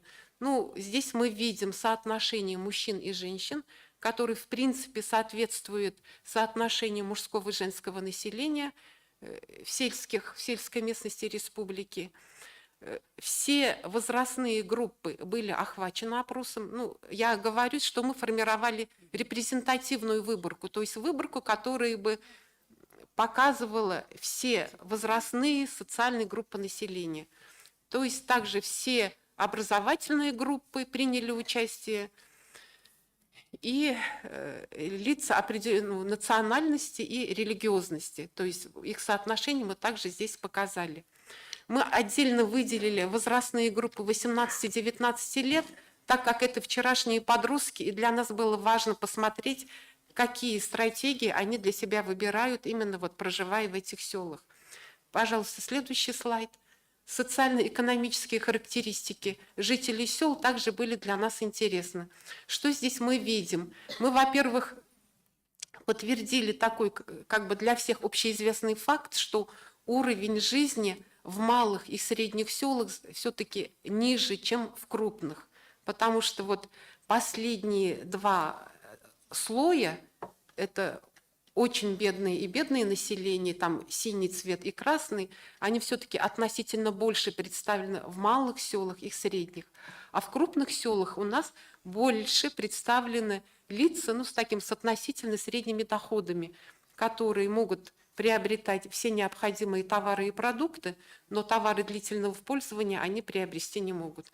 Но это субъективные оценки самих жителей, как они оценивают свое материальное положение. И также мы видим, что условия для занятости в малых и средних селах ограничены, поэтому неработающие лица в них представлены относительно больше. Но это вот коротко такой портрет жителей сел-победителей. Так, и непосредственно о самих результатах опроса. Пожалуйста, следующий слайд. Ну, во-первых, для нас было важно понять, как сельские жители рассматривают проблему алкоголизма с точки зрения распространения его причин. И здесь мы увидели, какая разница есть между отдельными возрастными группами. То есть мы понимаем, что когда мы человеку задаем вопрос о том, как он относится к той или иной проблеме, каждый человек отвечает, исходя из своего личного опыта, исходя из тех проблем, которые являются для них наиболее острыми. И вот здесь что как бы вылезло, и в принципе, вот как нам сказали, как пожелание сказали, в каком направлении нам надо строить дальнейшую работу, обратите внимание на респондентов 18-19 лет. Именно они больше всех указали, что алкоголь для них является средством для снятия стресса, для того, чтобы как-то нейтрализовать свои негативные психологические ощущения. И здесь уже мы можем как бы делать выводы о том, что вот эти вчерашние подростки, к ним близки ответы и 20-24-летней молодежи, те, кто находится в условиях адаптации к взрослой самостоятельной жизни, именно они больше подвержены стрессам вот в сфере образовательной, профессиональной деятельности, общения с противоположным полом. И они, к сожалению, именно сельская молодежь не может получить необходимые какие-то альтернативные инструменты для снятия этого стресса. И поэтому именно так они и рассматривают алкоголь. Я думаю, это как бы повод для того, чтобы мы понимали, в каком направлении нам нужно работать с молодежью. Наверное, усиление психологической помощи, чтобы она была доступна и в материальном отношении, и в пространственном. Ну вот вчера Сылья Шерифьяновна озвучила интересные практики о том, что сельские жители сейчас имеют возможность и по горячей линии обращаться и так далее. И здесь, наверное, вот молодежь для нас является такой наиболее такой актуальной в этом отношении группой для работы. Фрейд, можно буквально одну ремарку? Да, вот посмотрите, серый столбик нижний, да, это привычка отмечать все праздники, юбилеи, праздники в семейном кругу. Тоже достаточно большой процент. То есть, если мы говорим, да, по причинам, то смотрите, мы опять возвращаемся, Анна Николаевна, в семью. И мы здесь видим определенные возрастные группы, да, которые это указывают. То есть мы понимаем, что семья должна быть в поле работы. И то, что лица среднего возраста указали вот этот фактор, о котором вы отметили, говорит о том, что они больше находятся вот в этом взаимодействии. Для молодежи это, скажем, не так актуально. Но я бы хотела еще обратить внимание на то, что для лиц старше 75 лет и для лиц вот около 60 лет актуально является проблемой снижения уровня и качества жизни, социальные проблемы. То есть, исходя из этого, они также связывают распространение алкоголизма. То есть здесь мы, получается, вот эти результаты исследования нам как бы вычерчивают 3 ключевых направления для работы. Это вот социально-психологическая работа, работа с семьей, безусловно, потому что о том, что необходимо работать с семьей, говорит и второй слайд, где вы впервые попробовали алкоголь. Ну, вернее, где пробует молодежь алкогольные напитки. И здесь тоже я бы хотела, чтобы вы обратили внимание на 18-19-летних. Они чаще всех указывали, что впервые это попробовали в семейном кругу, в родственном кругу. То есть это тоже вот говорит о том, что семья должна быть активно вовлечена вот в профилактическую работу. Да, Фредна, я бы еще отметила, Максим Владимирович, ваше внимание, тоже красный столбик – это пропаганда, да, вот Руслан Да. Николаевич уже сегодня говорил про ужесточение. Посмотрите, как бы, ну, есть этот процент, но он самый маленький, Вот, потому что тоже. законодательство в этой части очень сильно мы ограничили, да, алкоголь мы не рекламируем, табачные изделия мы не рекламируем, и сразу видим, что вот этот позитивный образ у нас уходит. Сейчас вот такая большая работа по вейпам начата, поэтому здесь, а вот по семье, коллеги, это, наверное, наша с вами, ну, даже, наверное, у российского народа такая традиция, да, что если праздник обязательно с алкоголем, и действительно вот молодежь там первый шаг делает отсюда. Наверное, это такая перезагрузки сознания потребует, потому что, ну, это же норма, мы считаем, да, ну, Это а что стереотипы. такое? Это стереотипы, да, поведения, поэтому с этим надо тоже работать. Позвольте И- добавлю тоже, Эльвира Ринатовна, очень интересный действительно слайд. Если мы обратим внимание, то меньше всего причиной указывают Да. пропаганду Это и запреты. доступность алкогольных напитков. Да. Это говорит о том, что вот те меры, их можно объединить как снижение предложения. Это то, что всегда вот я и коллеги, мы говорим в интервью и так далее. Вот этот инструмент государственный, именно ограничение, он уже близок как бы к исчерпанию уже. И это свидетельствует о слабой эффективности таких мер, как сухой закон, запретительных, а именно, что огромные ресурсы лежат именно в сфере снижения спроса. Спасибо. Да, Работа вот с семьей, да. Мгм. Ну вот вы как специалисты, как эксперты, вы очень точно и тонко вот уловили вот то, что показывают результаты исследований. Эти моменты мы в отчете как раз и отразили. Вот Можно то, что- только тоже одну ремарку? Дело в том, вот с учетом, хотя у нас таких еще данных не было, но мы в этом году, вернее, в прошлом году, в рамках гранта заказали фильм, мы их распространили. Коллеги, напоминаю, что этот фильм нужно постоянно использовать как раз в плане семейного круга, стереотипов, которые мы прививаем детям, поднимая бокалы во время дня рождения и каких-то семейных мероприятий. Напоминаю, чтобы этот фильм у вас был прям как на рабочем столе, и вы всегда могли использовать его. Спасибо. Извините. Мы приветствуем Максима Васильевича Забелина, руководитель администрации главы Республики Башкортостан. Максим Васильевич, добрый день. Максим Васильевич, я вас сразу с корабля на бал. Мы обсуждаем очень заинтересованно. Обернитесь, или вам здесь будет видно, да, причины распространения алкоголизма. Очень интересные исследования, которые сделали наши коллеги-ученые. И мы видим, что, видите, реклама на телевидении, предложение, которое звучит там от продавцов, уже практически, как Руслан Николаевич, исчерпаны, а больше, видите, где впервые молодежь пробует алкоголь? В семье, с друзьями. Поэтому мы понимаем, что здесь нам общественную работу именно с семьей надо продолжать. Поэтому мы в процессе обсуждения доклада. Да, продолжайте, Эльдар Фатихович. Так, хорошо. Спасибо за заинтересованность и дополнение, которое я получила от вас. Так, пожалуйста, следующий слайд. И сейчас непосредственно уже о результатах, о том, как жители оценивают результаты участия в проекте. Ну, одним из критериев мы решили вот выбрать такой показатель, как быстро жители были информированы об итогах конкурса. В основном, ну, вот более половины узнали об этом конкурсе сразу же, но при этом вот можно обратить внимание на то, что быстрее всего информация эта проходила, с одной стороны, в малых селах, ну что как бы естественно в связи с размерами маленькими сел, и в крупных. То есть здесь, нам кажется, в этом случае и руководство этих сел, и жители более активно используют социальные сети. И, видимо, вот две такие крайние, скажем, факторы, они сыграли свою роль в распространении информации. Так, пожалуйста, следующий слайд.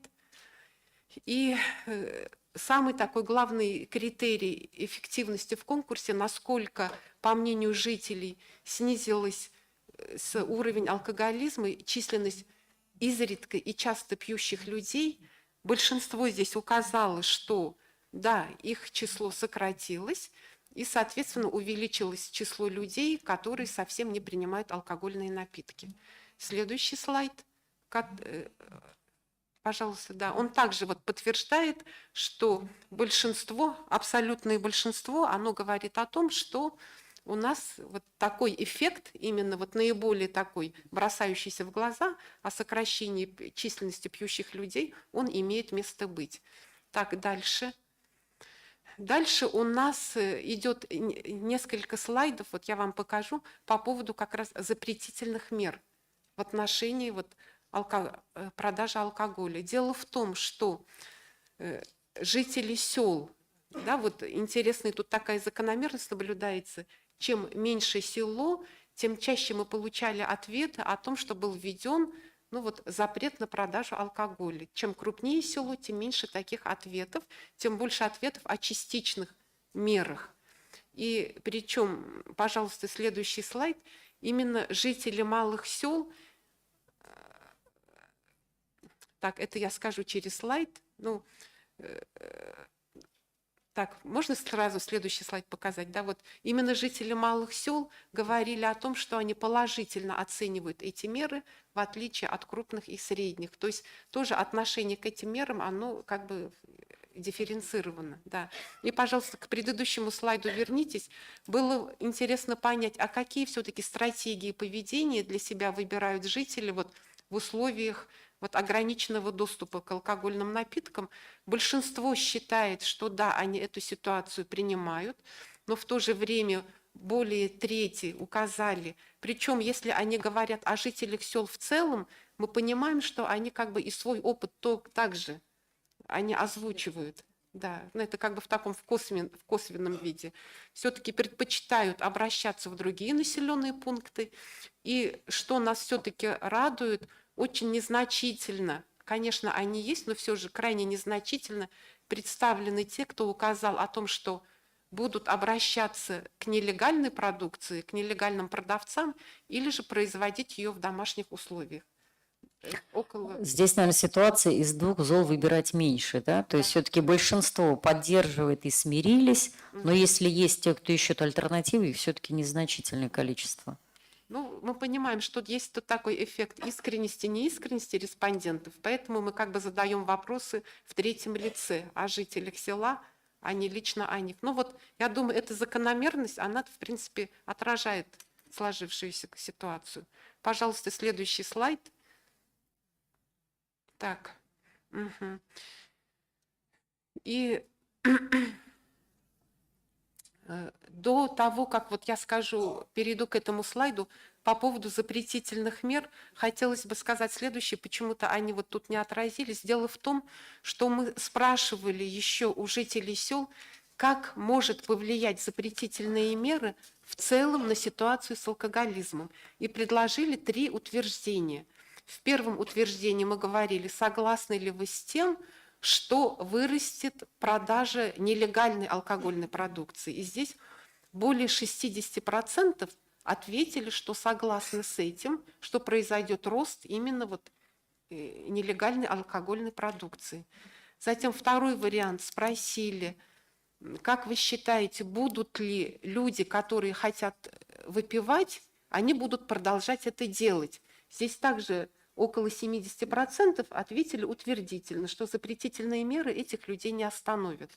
Но в третьем суждении, согласны ли вы с тем, что в результате запретных мер снизится число дорожно-транспортных происшествий, которые в алкогольном опьянении совершаются, около 80% согласились. То есть есть какой-то определенный эффект, который все-таки может быть в этом случае.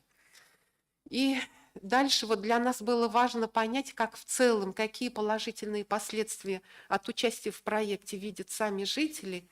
Мы здесь не давали готовых вариантов для сельских жителей. Для нас было важно, чтобы они написали сами, что они думают. Откройте следующий слайд. Откройте, пожалуйста, следующий слайд, я эти моменты прокомментирую. Дело в том, что здесь мы привели те высказывания, которые писали жители сел, и хочу вам сказать, что когда мы их читали, прям чувствовалась эта энергетика, которая исходила, то есть эта наполненность, эта мотивированность, что в их жизни стали происходить какие-то новые качественные изменения, это все это ощущалось. Пожалуйста, следующий слайд. Здесь вы можете ознакомиться с высказываниями. А я скажу, что все эти высказывания можно разделить на 4 направления. Какие положительные последствия? Во-первых, самые главные изменения, конечно, это то, что в жизни происходит улучшение социального развития. Учитывая, в каком положении находится современное село, что все показатели в сфере вот социально-экономического развития, занятости на селе значительно значительно ниже, чем в городе. Учитывая, что там очень высокая смертность, в том числе от внешних причин.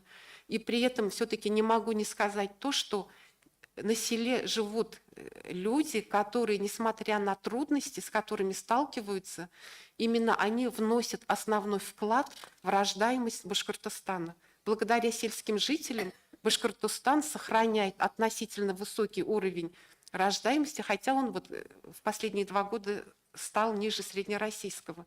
Но уровень рождаемости на селе почти вдвое выше, чем в городе.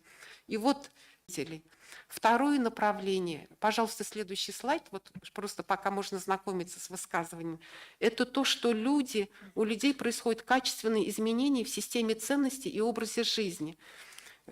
Они говорят о том, что у них раскрываются творческие способности, активность возрастает.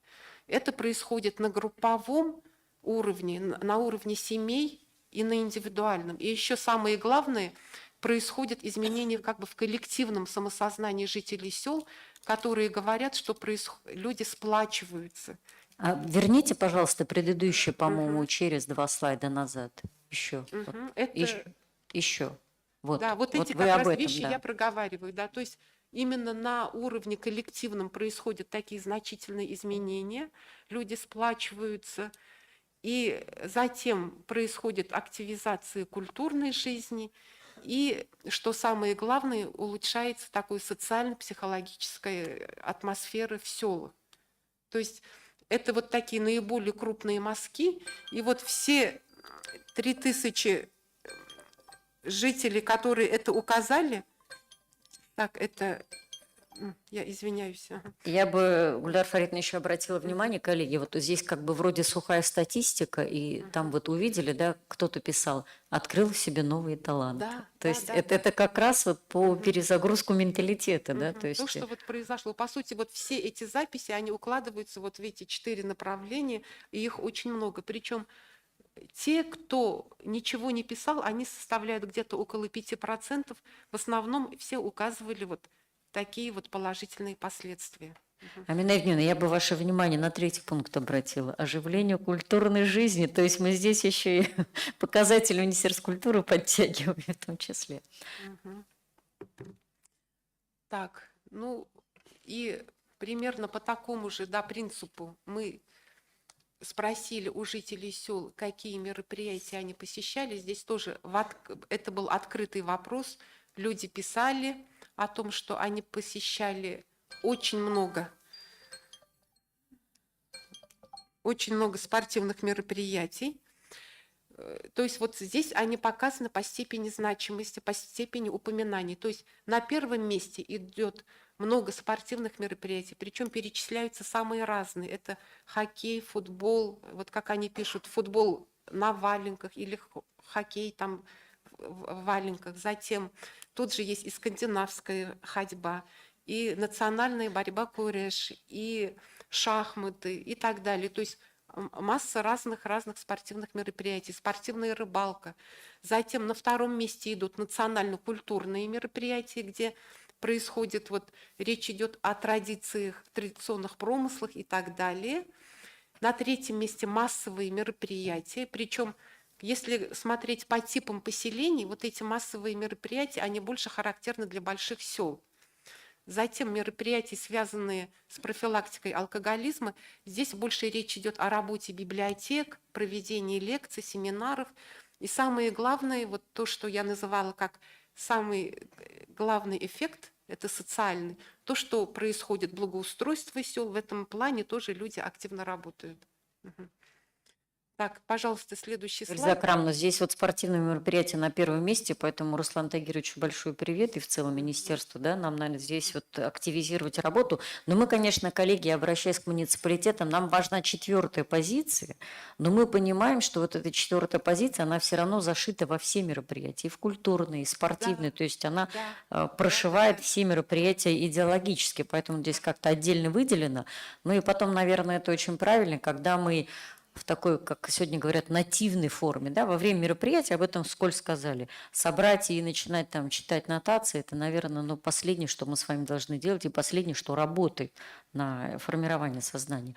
Поэтому здесь вот мы видим, что действительно через спорт это, наверное, и более доступный, и более понятный формат. Да, Причем вот вы очень точно подметили, что вот эта градация, она очень условна, потому что одно и то же мероприятие, например, Сабантуй, это, с одной стороны, и спортивные мероприятия, и национально-культурные, и массовые, поэтому здесь это все перекликается. Но вот тут тоже приведены вот некоторые высказывания.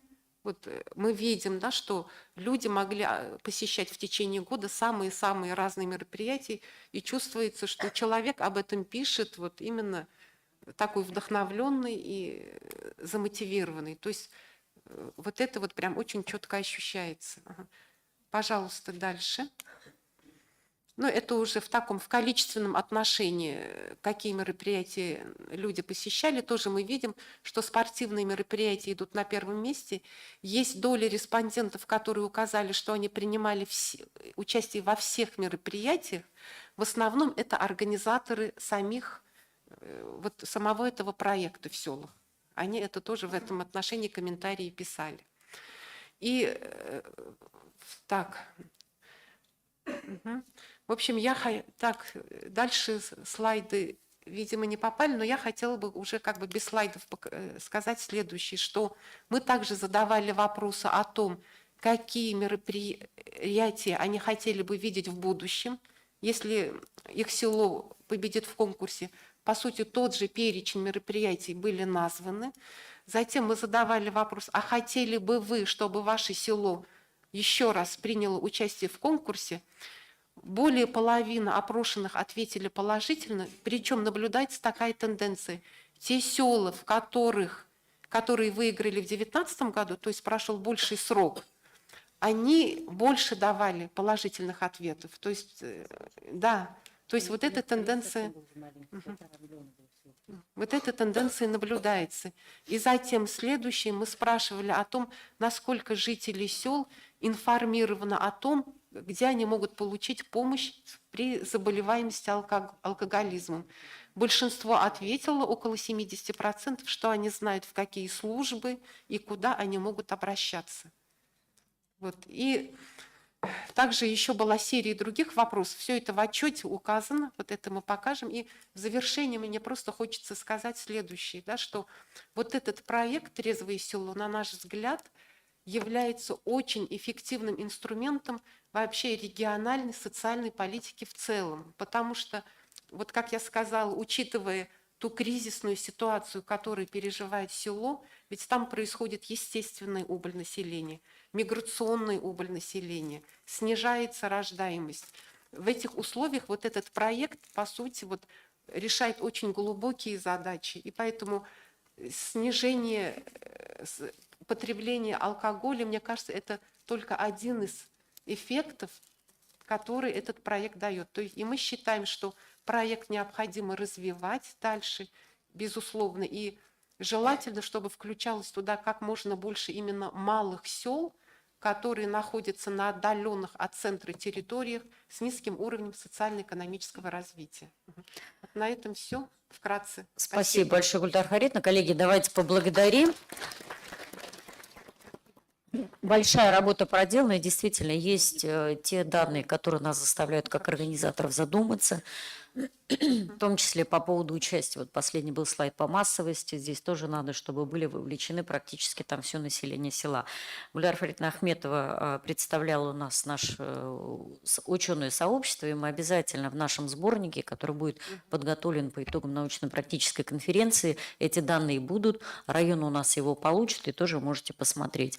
И действительно, те вопросы, которые вы задавали, это были непосредственные участники села, проекта «Трезвое село», и поэтому, конечно, у них и степень вовлеченности, информированности очень высокая, но нам хотелось бы, чтобы в целом, наверное, еще посмотреть выборку и не вовлеченных в этот проект тоже со стороны, иметь об этом представление. Хотела бы предоставить слово руководителю администрации главы Республики Башкортостан, председателю нашего регионального организационного комитета, доктору Максиму Васильевичу Забелину. Максим Васильевич, пожалуйста, слово вам для приветствия. Спасибо большое, Эльвира Ринатовна. Добрый день, уважаемые участники, наше научное сообщество, которое активно принимает участие в нашем конкурсе «Трезвое село». В первую очередь хочу поблагодарить вас от имени главы Республики Башкортостан Радифа Фаридовича Хабирова за активное участие, за идеи, за реализацию тех проектов, которые заслуживают внимания и занимают призовые почетные места. Конкурс «Трезвое село» в республике идет уже не первый год, и он занял такую хорошую, значимую позицию именно для наших маленьких населенных пунктов, для сельских жителей.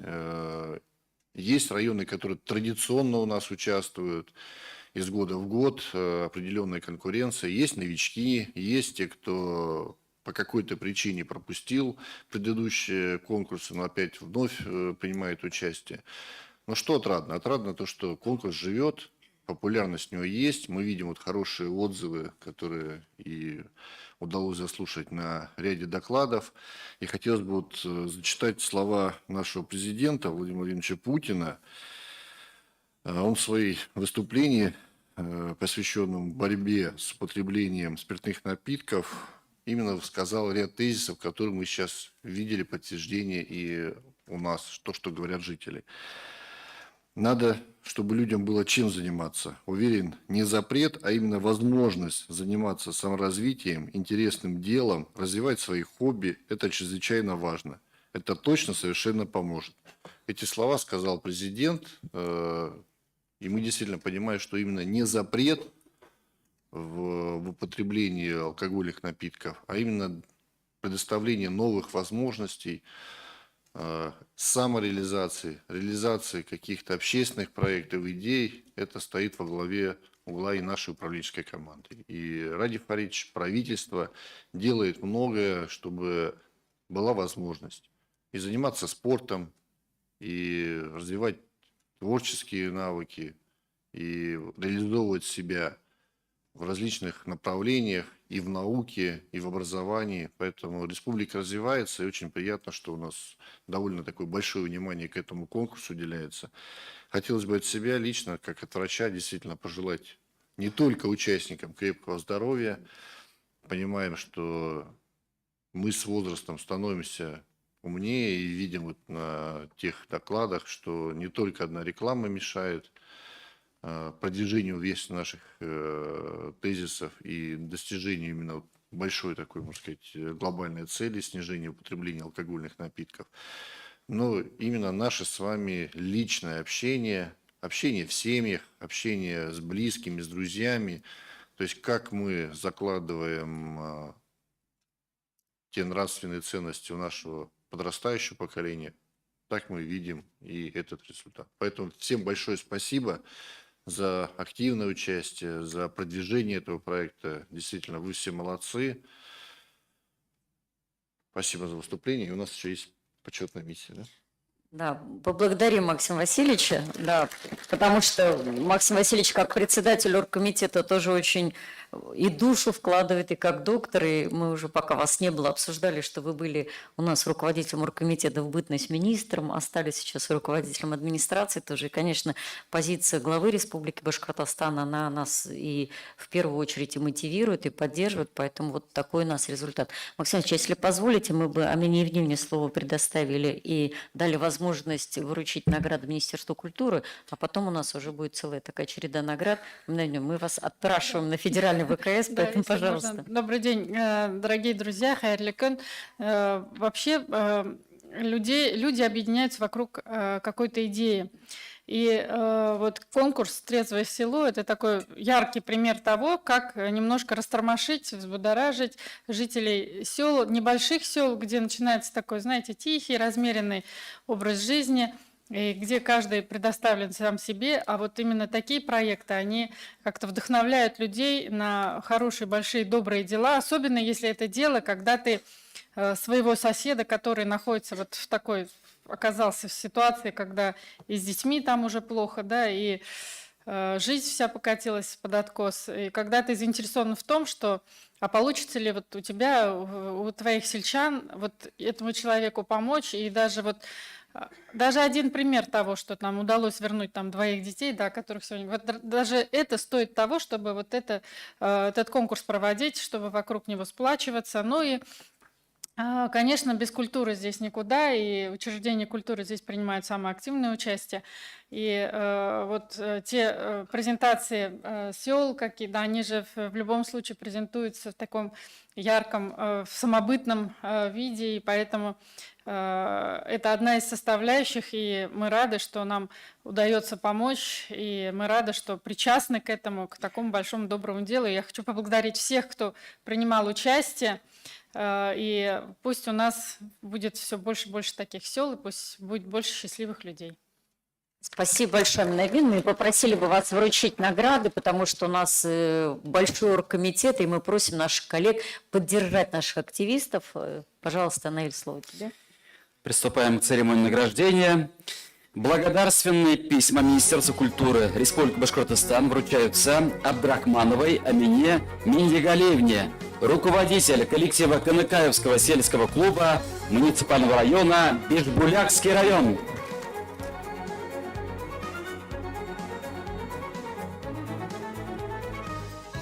Награждается Шагарданова Аниса Хамидуловна, пульт-организатор СДК «Дела деревни Сафарова», Миякинский район. Награждается Шаяхметова Лида Сагитовна, заведующая СДК села Аблаева, Чекмагушевский район. Награждается Юмагушина Юлия Юнировна, заведующая СДК села Ариева, Дуванский район.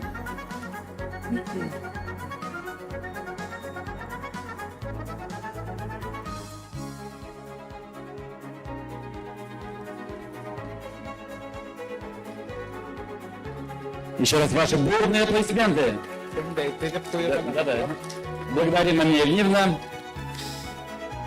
Для вручения благодарственных писем премьер-министра Республики Башкортостан приглашаем Максима Васильевича Забелина, руководителя администрации главы Республики Башкортостан. За поддержку конкурса и организацию мероприятий по пропаганде трезвого и здорового образа жизни награждаются Иванова Наталья Александровна, глава сельского поселения, Ефремкинский сельсовет, Кармаскалинский район.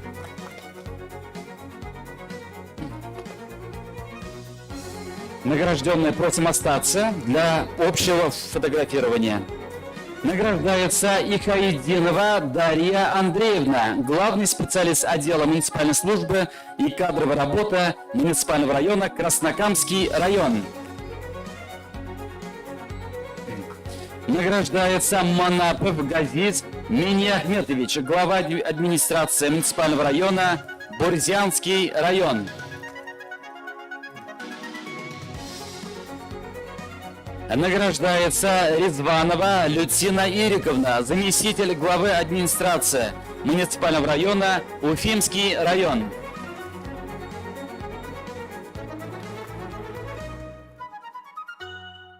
Ну и общее фото, пожалуйста.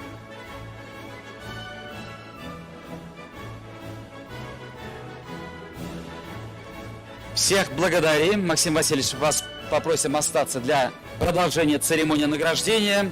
И для вручения дипломов и спецпризов оргкомитета приглашается также заместитель председателя оргкомитета по подготовке и проведению республиканского конкурса «Трезвое село» Эльвира Ринатовна Аиткулова. Пожалуйста. Награждается Аслямова Амина Тагировна, директор Зианчуринской межпоселенческой центральной библиотеки, Зианчуринский район.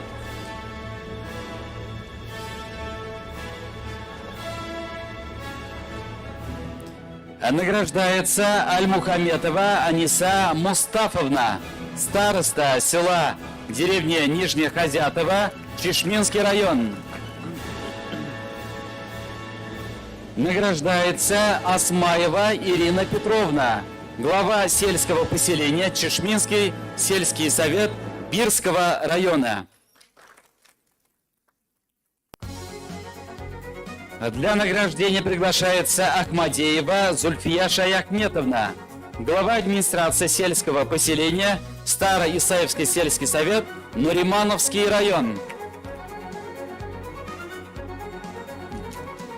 Награждается Ахмедьянова Флюза Батыровна, библиотекарь Исламбаевской сельской библиотеки, староста дела деревни Исламбаева, Бурзянский район.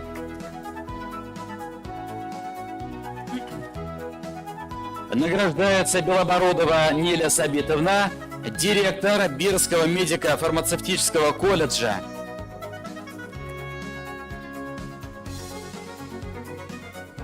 Приглашаем для награждения Валиеву Миляшу Фаритовну, управляющий делами Юлдыбаевский сельский совет Зилаирского района.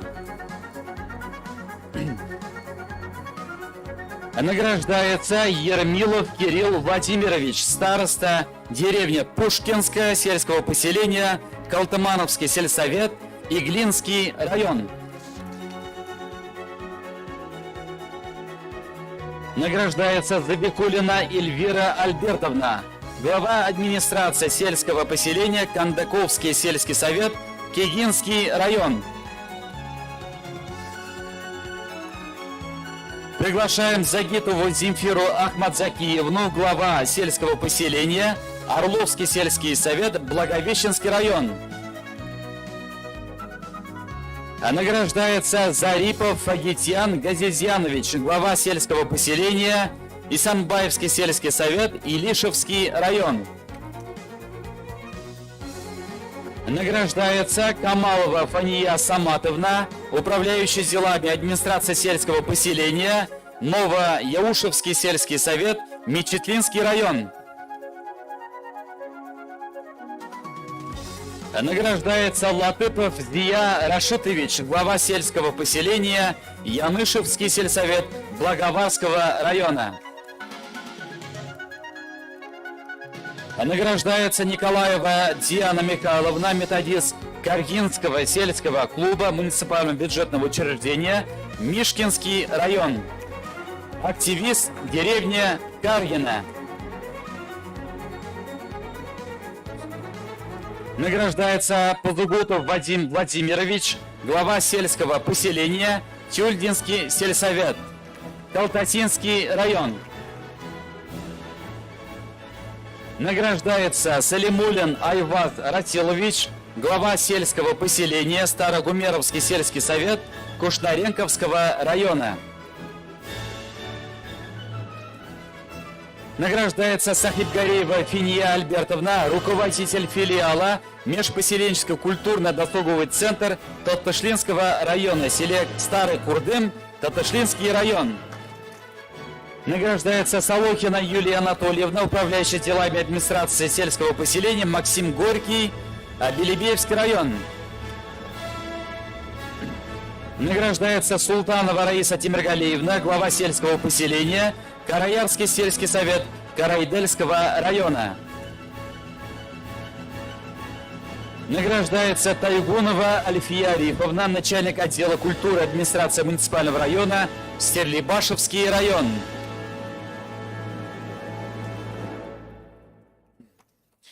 Награждается Усманова Нурия Сальмановна, активистка, заслуженный медицинский работник Республики Башкортостан, фельдшер деревни Ишкильдина, Абзелиловский район.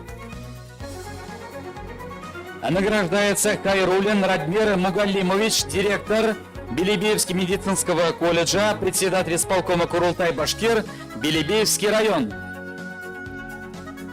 Награждается Шейхудинова Интиля Фиратовна, глава сельского поселения Новоартаульский сельский совет Янаульского района. Награждается Шарафуддинов Ахтам Камалединович, глава сельского поселения Соколовский сельский совет Давлекановский район. Награждается Юлдашбаев Илуз Нагимович, заведующий сельским клубом, Юлдашевский сельский клуб филиала Федоровского РДК, Федоровский район. Награждается Якупова Гульназ Музафаровна, руководитель программы «Бахетнама» телеканала БСТ.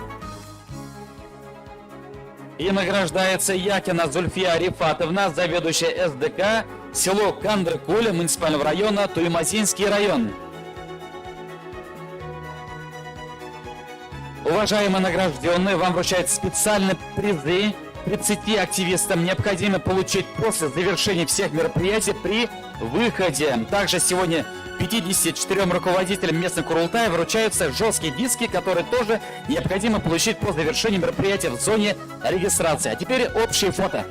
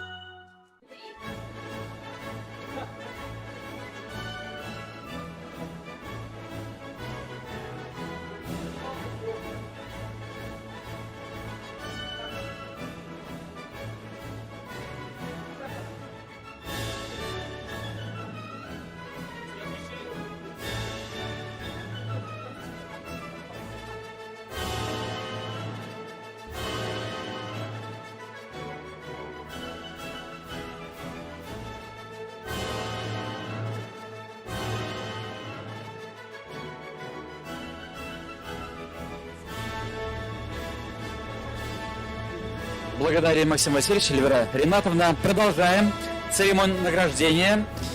Для вручения благодарственных писем Государственного собрания Курултая Республики Башкортостан приглашается Ишмухаметов Рустам Рифатович, заместитель председателя Государственного собрания Курултая Республики Башкортостан.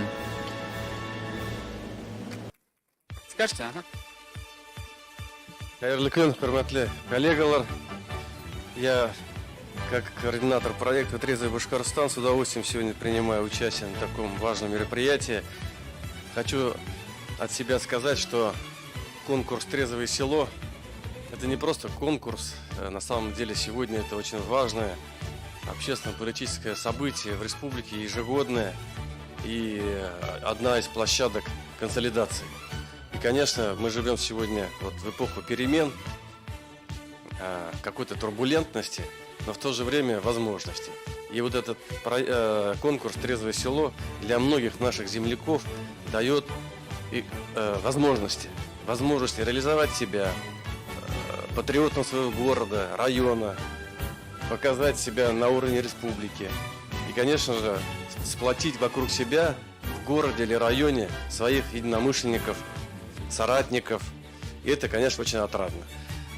Хотелось бы, чтобы был конкурс не только «Трезвое село», но и «Трезвый город». Потому что вот в социальных сетях очень много таких обращений. И говорят, почему только «Трезвое село», а когда будет город? Поэтому мы в рамках нашего проекта сейчас оформляем ОНО или НКО, будем тоже выдвигать на гранты для строительства и проведения конкурса «Трезвый город», и победители будут получать спортивные площадки. Ну и второе, это, конечно, к сожалению, много ДТП с участием нетрезвых водителей. В этом плане у нас тоже есть идеи по проекту «Трезвый водитель». И вот актив, который сегодня собрался, мы вас тоже приглашаем принимать активное участие и в наших проектах «Трезвый Башкортостан», и «Трезвый город», и «Трезвый водитель».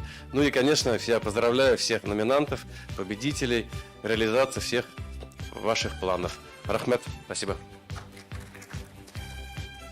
За активное участие в подготовке и проведении республиканского конкурса «Трезвое село» 2022 года награждаются Асфина Зилия Гафаровна, глава сельского поселения Абдрашитовский сельсовет Альшеевского района.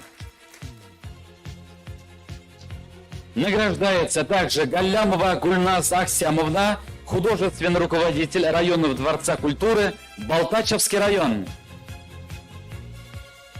Награждается Мурат Бакиев Фанит Насипович, председатель Совета муниципального района Куйыргазинский район, член президиума Всемирного Курултая Башкир. Награждается Насыров Азамат Медхатович, староста села Мордашево, Стерлитамакский район.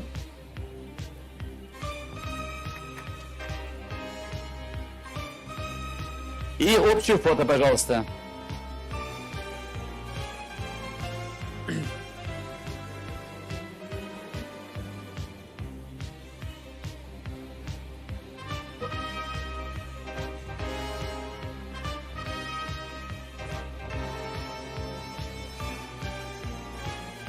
Благодарим, еще раз поздравляем, Рустам Рифатович, спасибо большое. Продолжаем церемонию награждения. Для вручения почетных грамот и благодарственных писем Министерства семьи, труда и социальной защиты населения приглашаем Анну Николаевну Табулину, заместитель министра семьи, труда и соцзащиты населения Республики Башкортостан.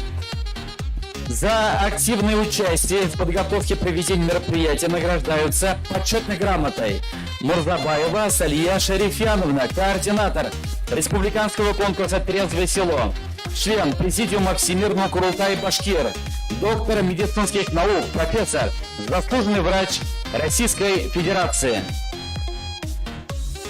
Награждается Балтабаева Гузалия Салаватовна, руководитель пресс-службы аппарата Всемирного Курултая Башкир, журналист газеты «Башкортостан».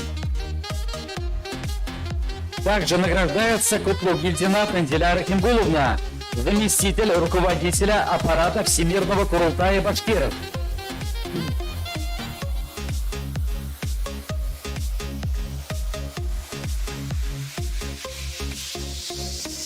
Благодарственным письмом награждается Хисамуддинова Гульсум Исмагизамовна, культ-организатор Араслановский сельский дом культуры, Мелиузовский район.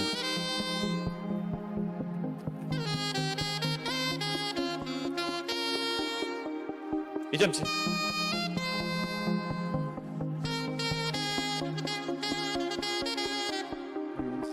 Да-да. Все, общее фото, пожалуйста.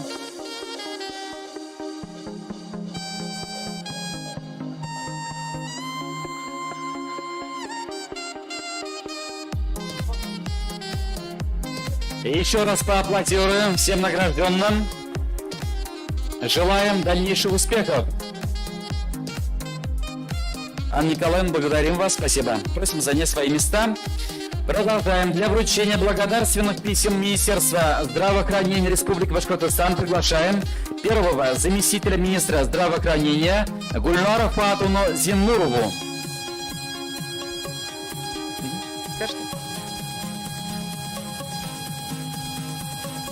Добрый день, уважаемые организаторы данного мероприятия, огромного просто, которое имеет значение уже, как сегодня я услышала, не только в масштабе нашей страны, но и всей нашей планеты.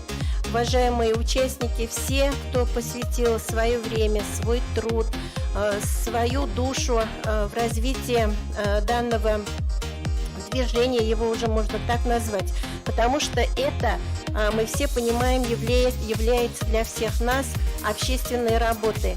Мы этим занимаемся, также продолжая качественно выполнять свою основную работу. И, наверное, особенно плоды, результат трезвого села особенно дорог всем нам, кто имеет к этому отношение. Ну а для здравоохранения, для отрасли здравоохранения вклад данного движения, он просто неоценим. Это очень большой, серьезный, эффективный шаг в сохранении здоровья нашего населения, здоровья трудоспособного возраста, здоровья мужчин, здоровья женщин, но и в целом хорошего, здорового потенциала нашей страны. Спасибо вам всем, дорогие наши коллеги, уже хочется сказать, кто вложил себя, свою душу вот в нашу большую работу. Спасибо. За активное участие в пропаганде здорового образа жизни, профилактике алкоголизма награждаются Кашапова Гульнара Забировна, заведующая фельдшерско-акушерским пунктом село Бикетово, Ермекеевский район. Награждается Музафарова Гульгина Гафуровна, директор ООО «Секрет здоровья». Награждается Полякова Юлия Александровна, заведующая Старобелокатайским фельдшерско-акушерским пунктом муниципального района Белокатайский район. Награждается Сливочкина Оксана Викторовна, директор Салаватского медицинского колледжа. И фото на память. Идемте.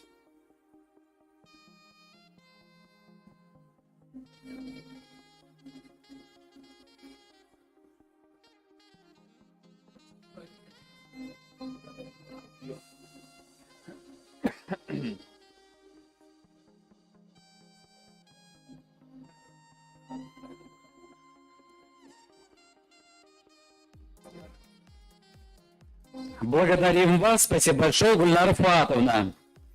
Благодарственные письма Министерства образования и науки. Так, награждает Косолапова Инесса Васильевна, заместитель министра образования и науки Республики Башкортостан. Награждается Автакова Эльза Юнусовна, помощник воспитателя муниципального бюджетного дошкольного образовательного учреждения детский сад Акбузат, села Кашкино, Аскинского района, председатель Совета женщин. Награждается Масалимова Гульнар Сабитовна, директор общеобразовательной школы села Улу-Елга, Белорецкого района. Награждается Хабибова Миляуша Анасовна, учитель технологии и физической культуры, село Амирово, Буздякский район.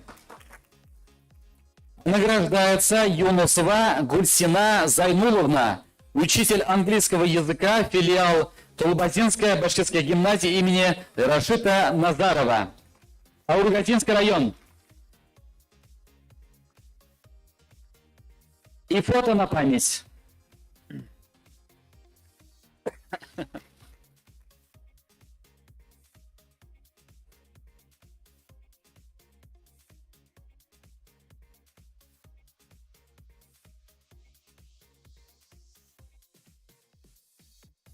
Ваши аплодисменты всем награжденным. Инесса Васильевна, благодарим вас. Продолжаем. Для вручения благодарственных писем Агентства по печати и средствам массовой информации Республики приглашается руководитель ведомства Максим Владимирович Ульчев. Награждается Аминев Марат Мухаметович, корреспондент отдела экономики газеты Республики Башкортостан. Награждается Галикеева Резеда Фазыловна, заведующий отделом писем и социальных проблем редакции газеты «Кызылтам». Награждается Даровских Марина Юрьевна, инженер видеомонтажа утренней информационно-развлекательной программы «Салям» телеканала БСТ. Награждается Закирова Лейсан Зуфаровна, корреспондент информагентства «Башинформ». Награждается Зарипова Гузель Ринатовна, руководитель отдела ведущих радио «Юлдаш». Награждается Магданов Булат Маисович, инженер видеомонтажа, главная редакция информационных программ телеканала БСТ. Награждается Тазеева Руфина Насимьядовна, корреспондент газеты «Эмют». Награждается Халитова Гульназа Минифаревна, ведущая программы «Радио Юлдаш» АО ТРК Башкортостан.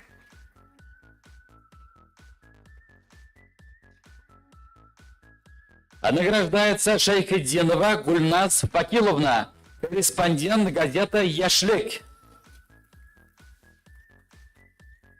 Награждается Шангареева Резида Адунисовна, заведующая отделом писем Республиканская газета «Башкортостан».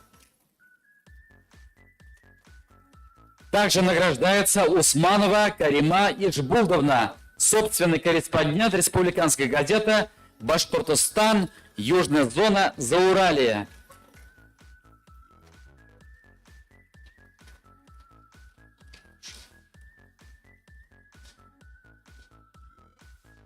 И всех приглашаем на общее фотографирование.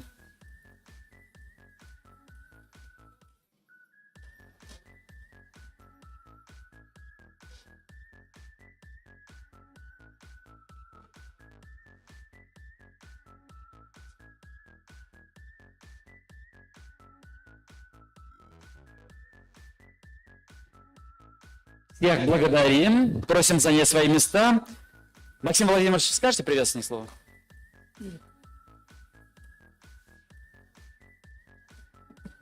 Хайрликун Казырля Дустар.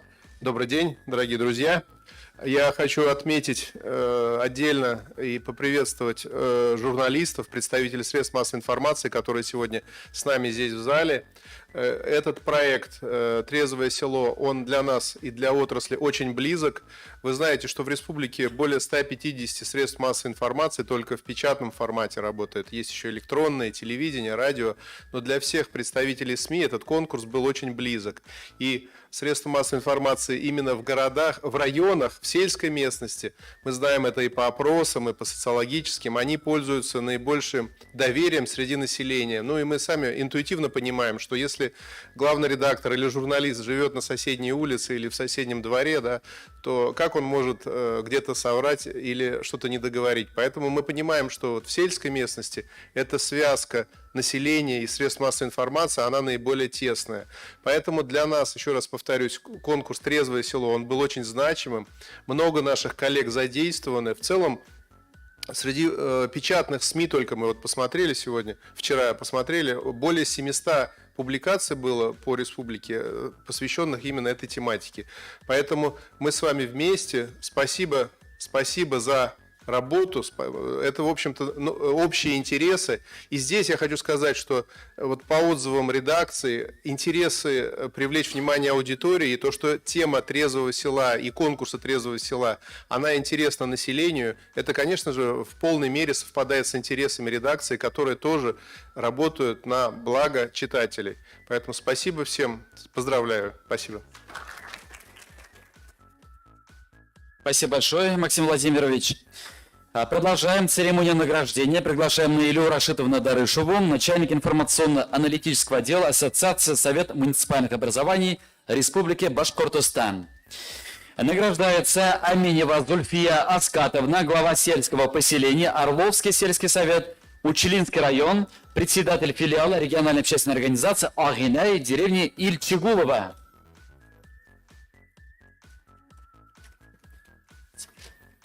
Награждается Герасименко Салима Алтантимировна, глава сельского поселения, Скворчихинский сельский совет муниципального района Ишимбайский район. Награждается Назаров Рамазан Насибулович, староста села Абубакирова сельского поселения, Федоровский сельский совет Хайбулинского района.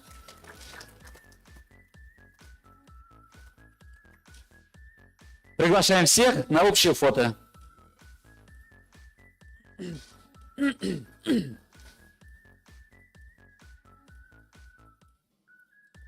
Еще раз поздравляем вас, Наиля Рашитовна, благодарим.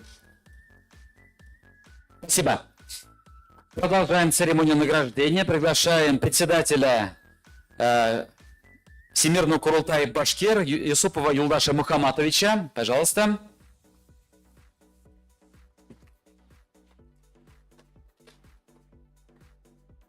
Награждается Тоболина Анна Николаевна, заместитель министра семьи, труда и социальной защиты населения Республики Башкортостан. Награждается благодарственным письмом Всемирного Курултая Башкир.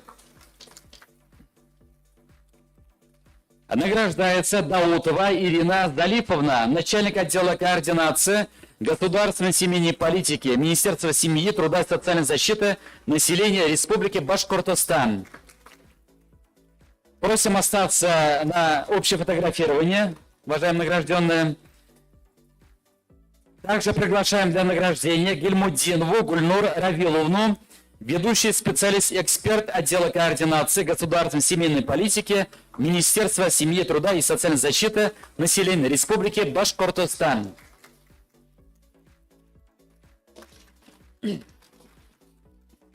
общее фото, пожалуйста.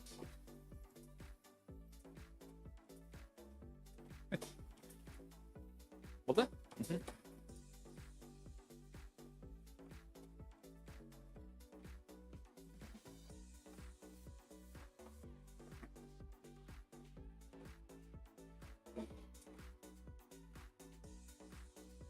Все.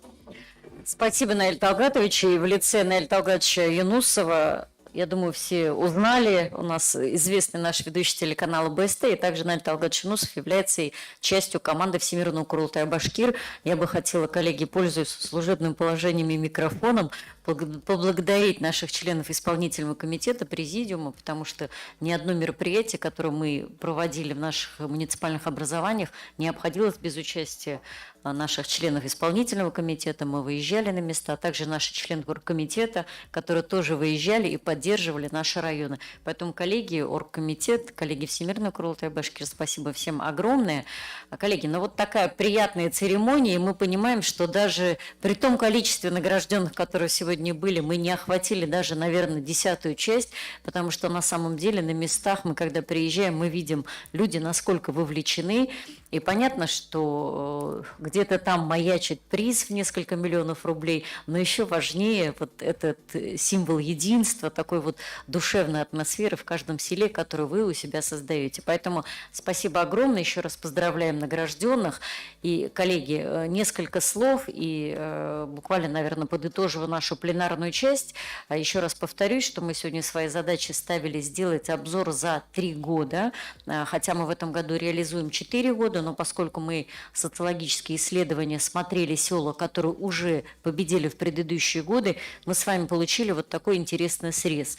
Нам действительно есть о чем подумать и как организаторам, и вам в муниципалитетах, еще раз, наверное, вдумчиво разобрать у себя, посмотреть эти данные социологии, как у нас отвечали респонденты, какие нам, может быть, корректировать проекты. Но в целом хочу сказать, что тот срез, который сделан, он нам дает понимание, что мы идем в правильном направлении, может быть, где-то ошибаясь, где-то, может быть, начиная заново, но, тем не менее, двигаемся вперед. Поэтому спасибо вам огромное. Руслан Николаевич, есть что в завершении пленарки добавить, прежде чем мы дальнейший регламент объявим? Пожалуйста.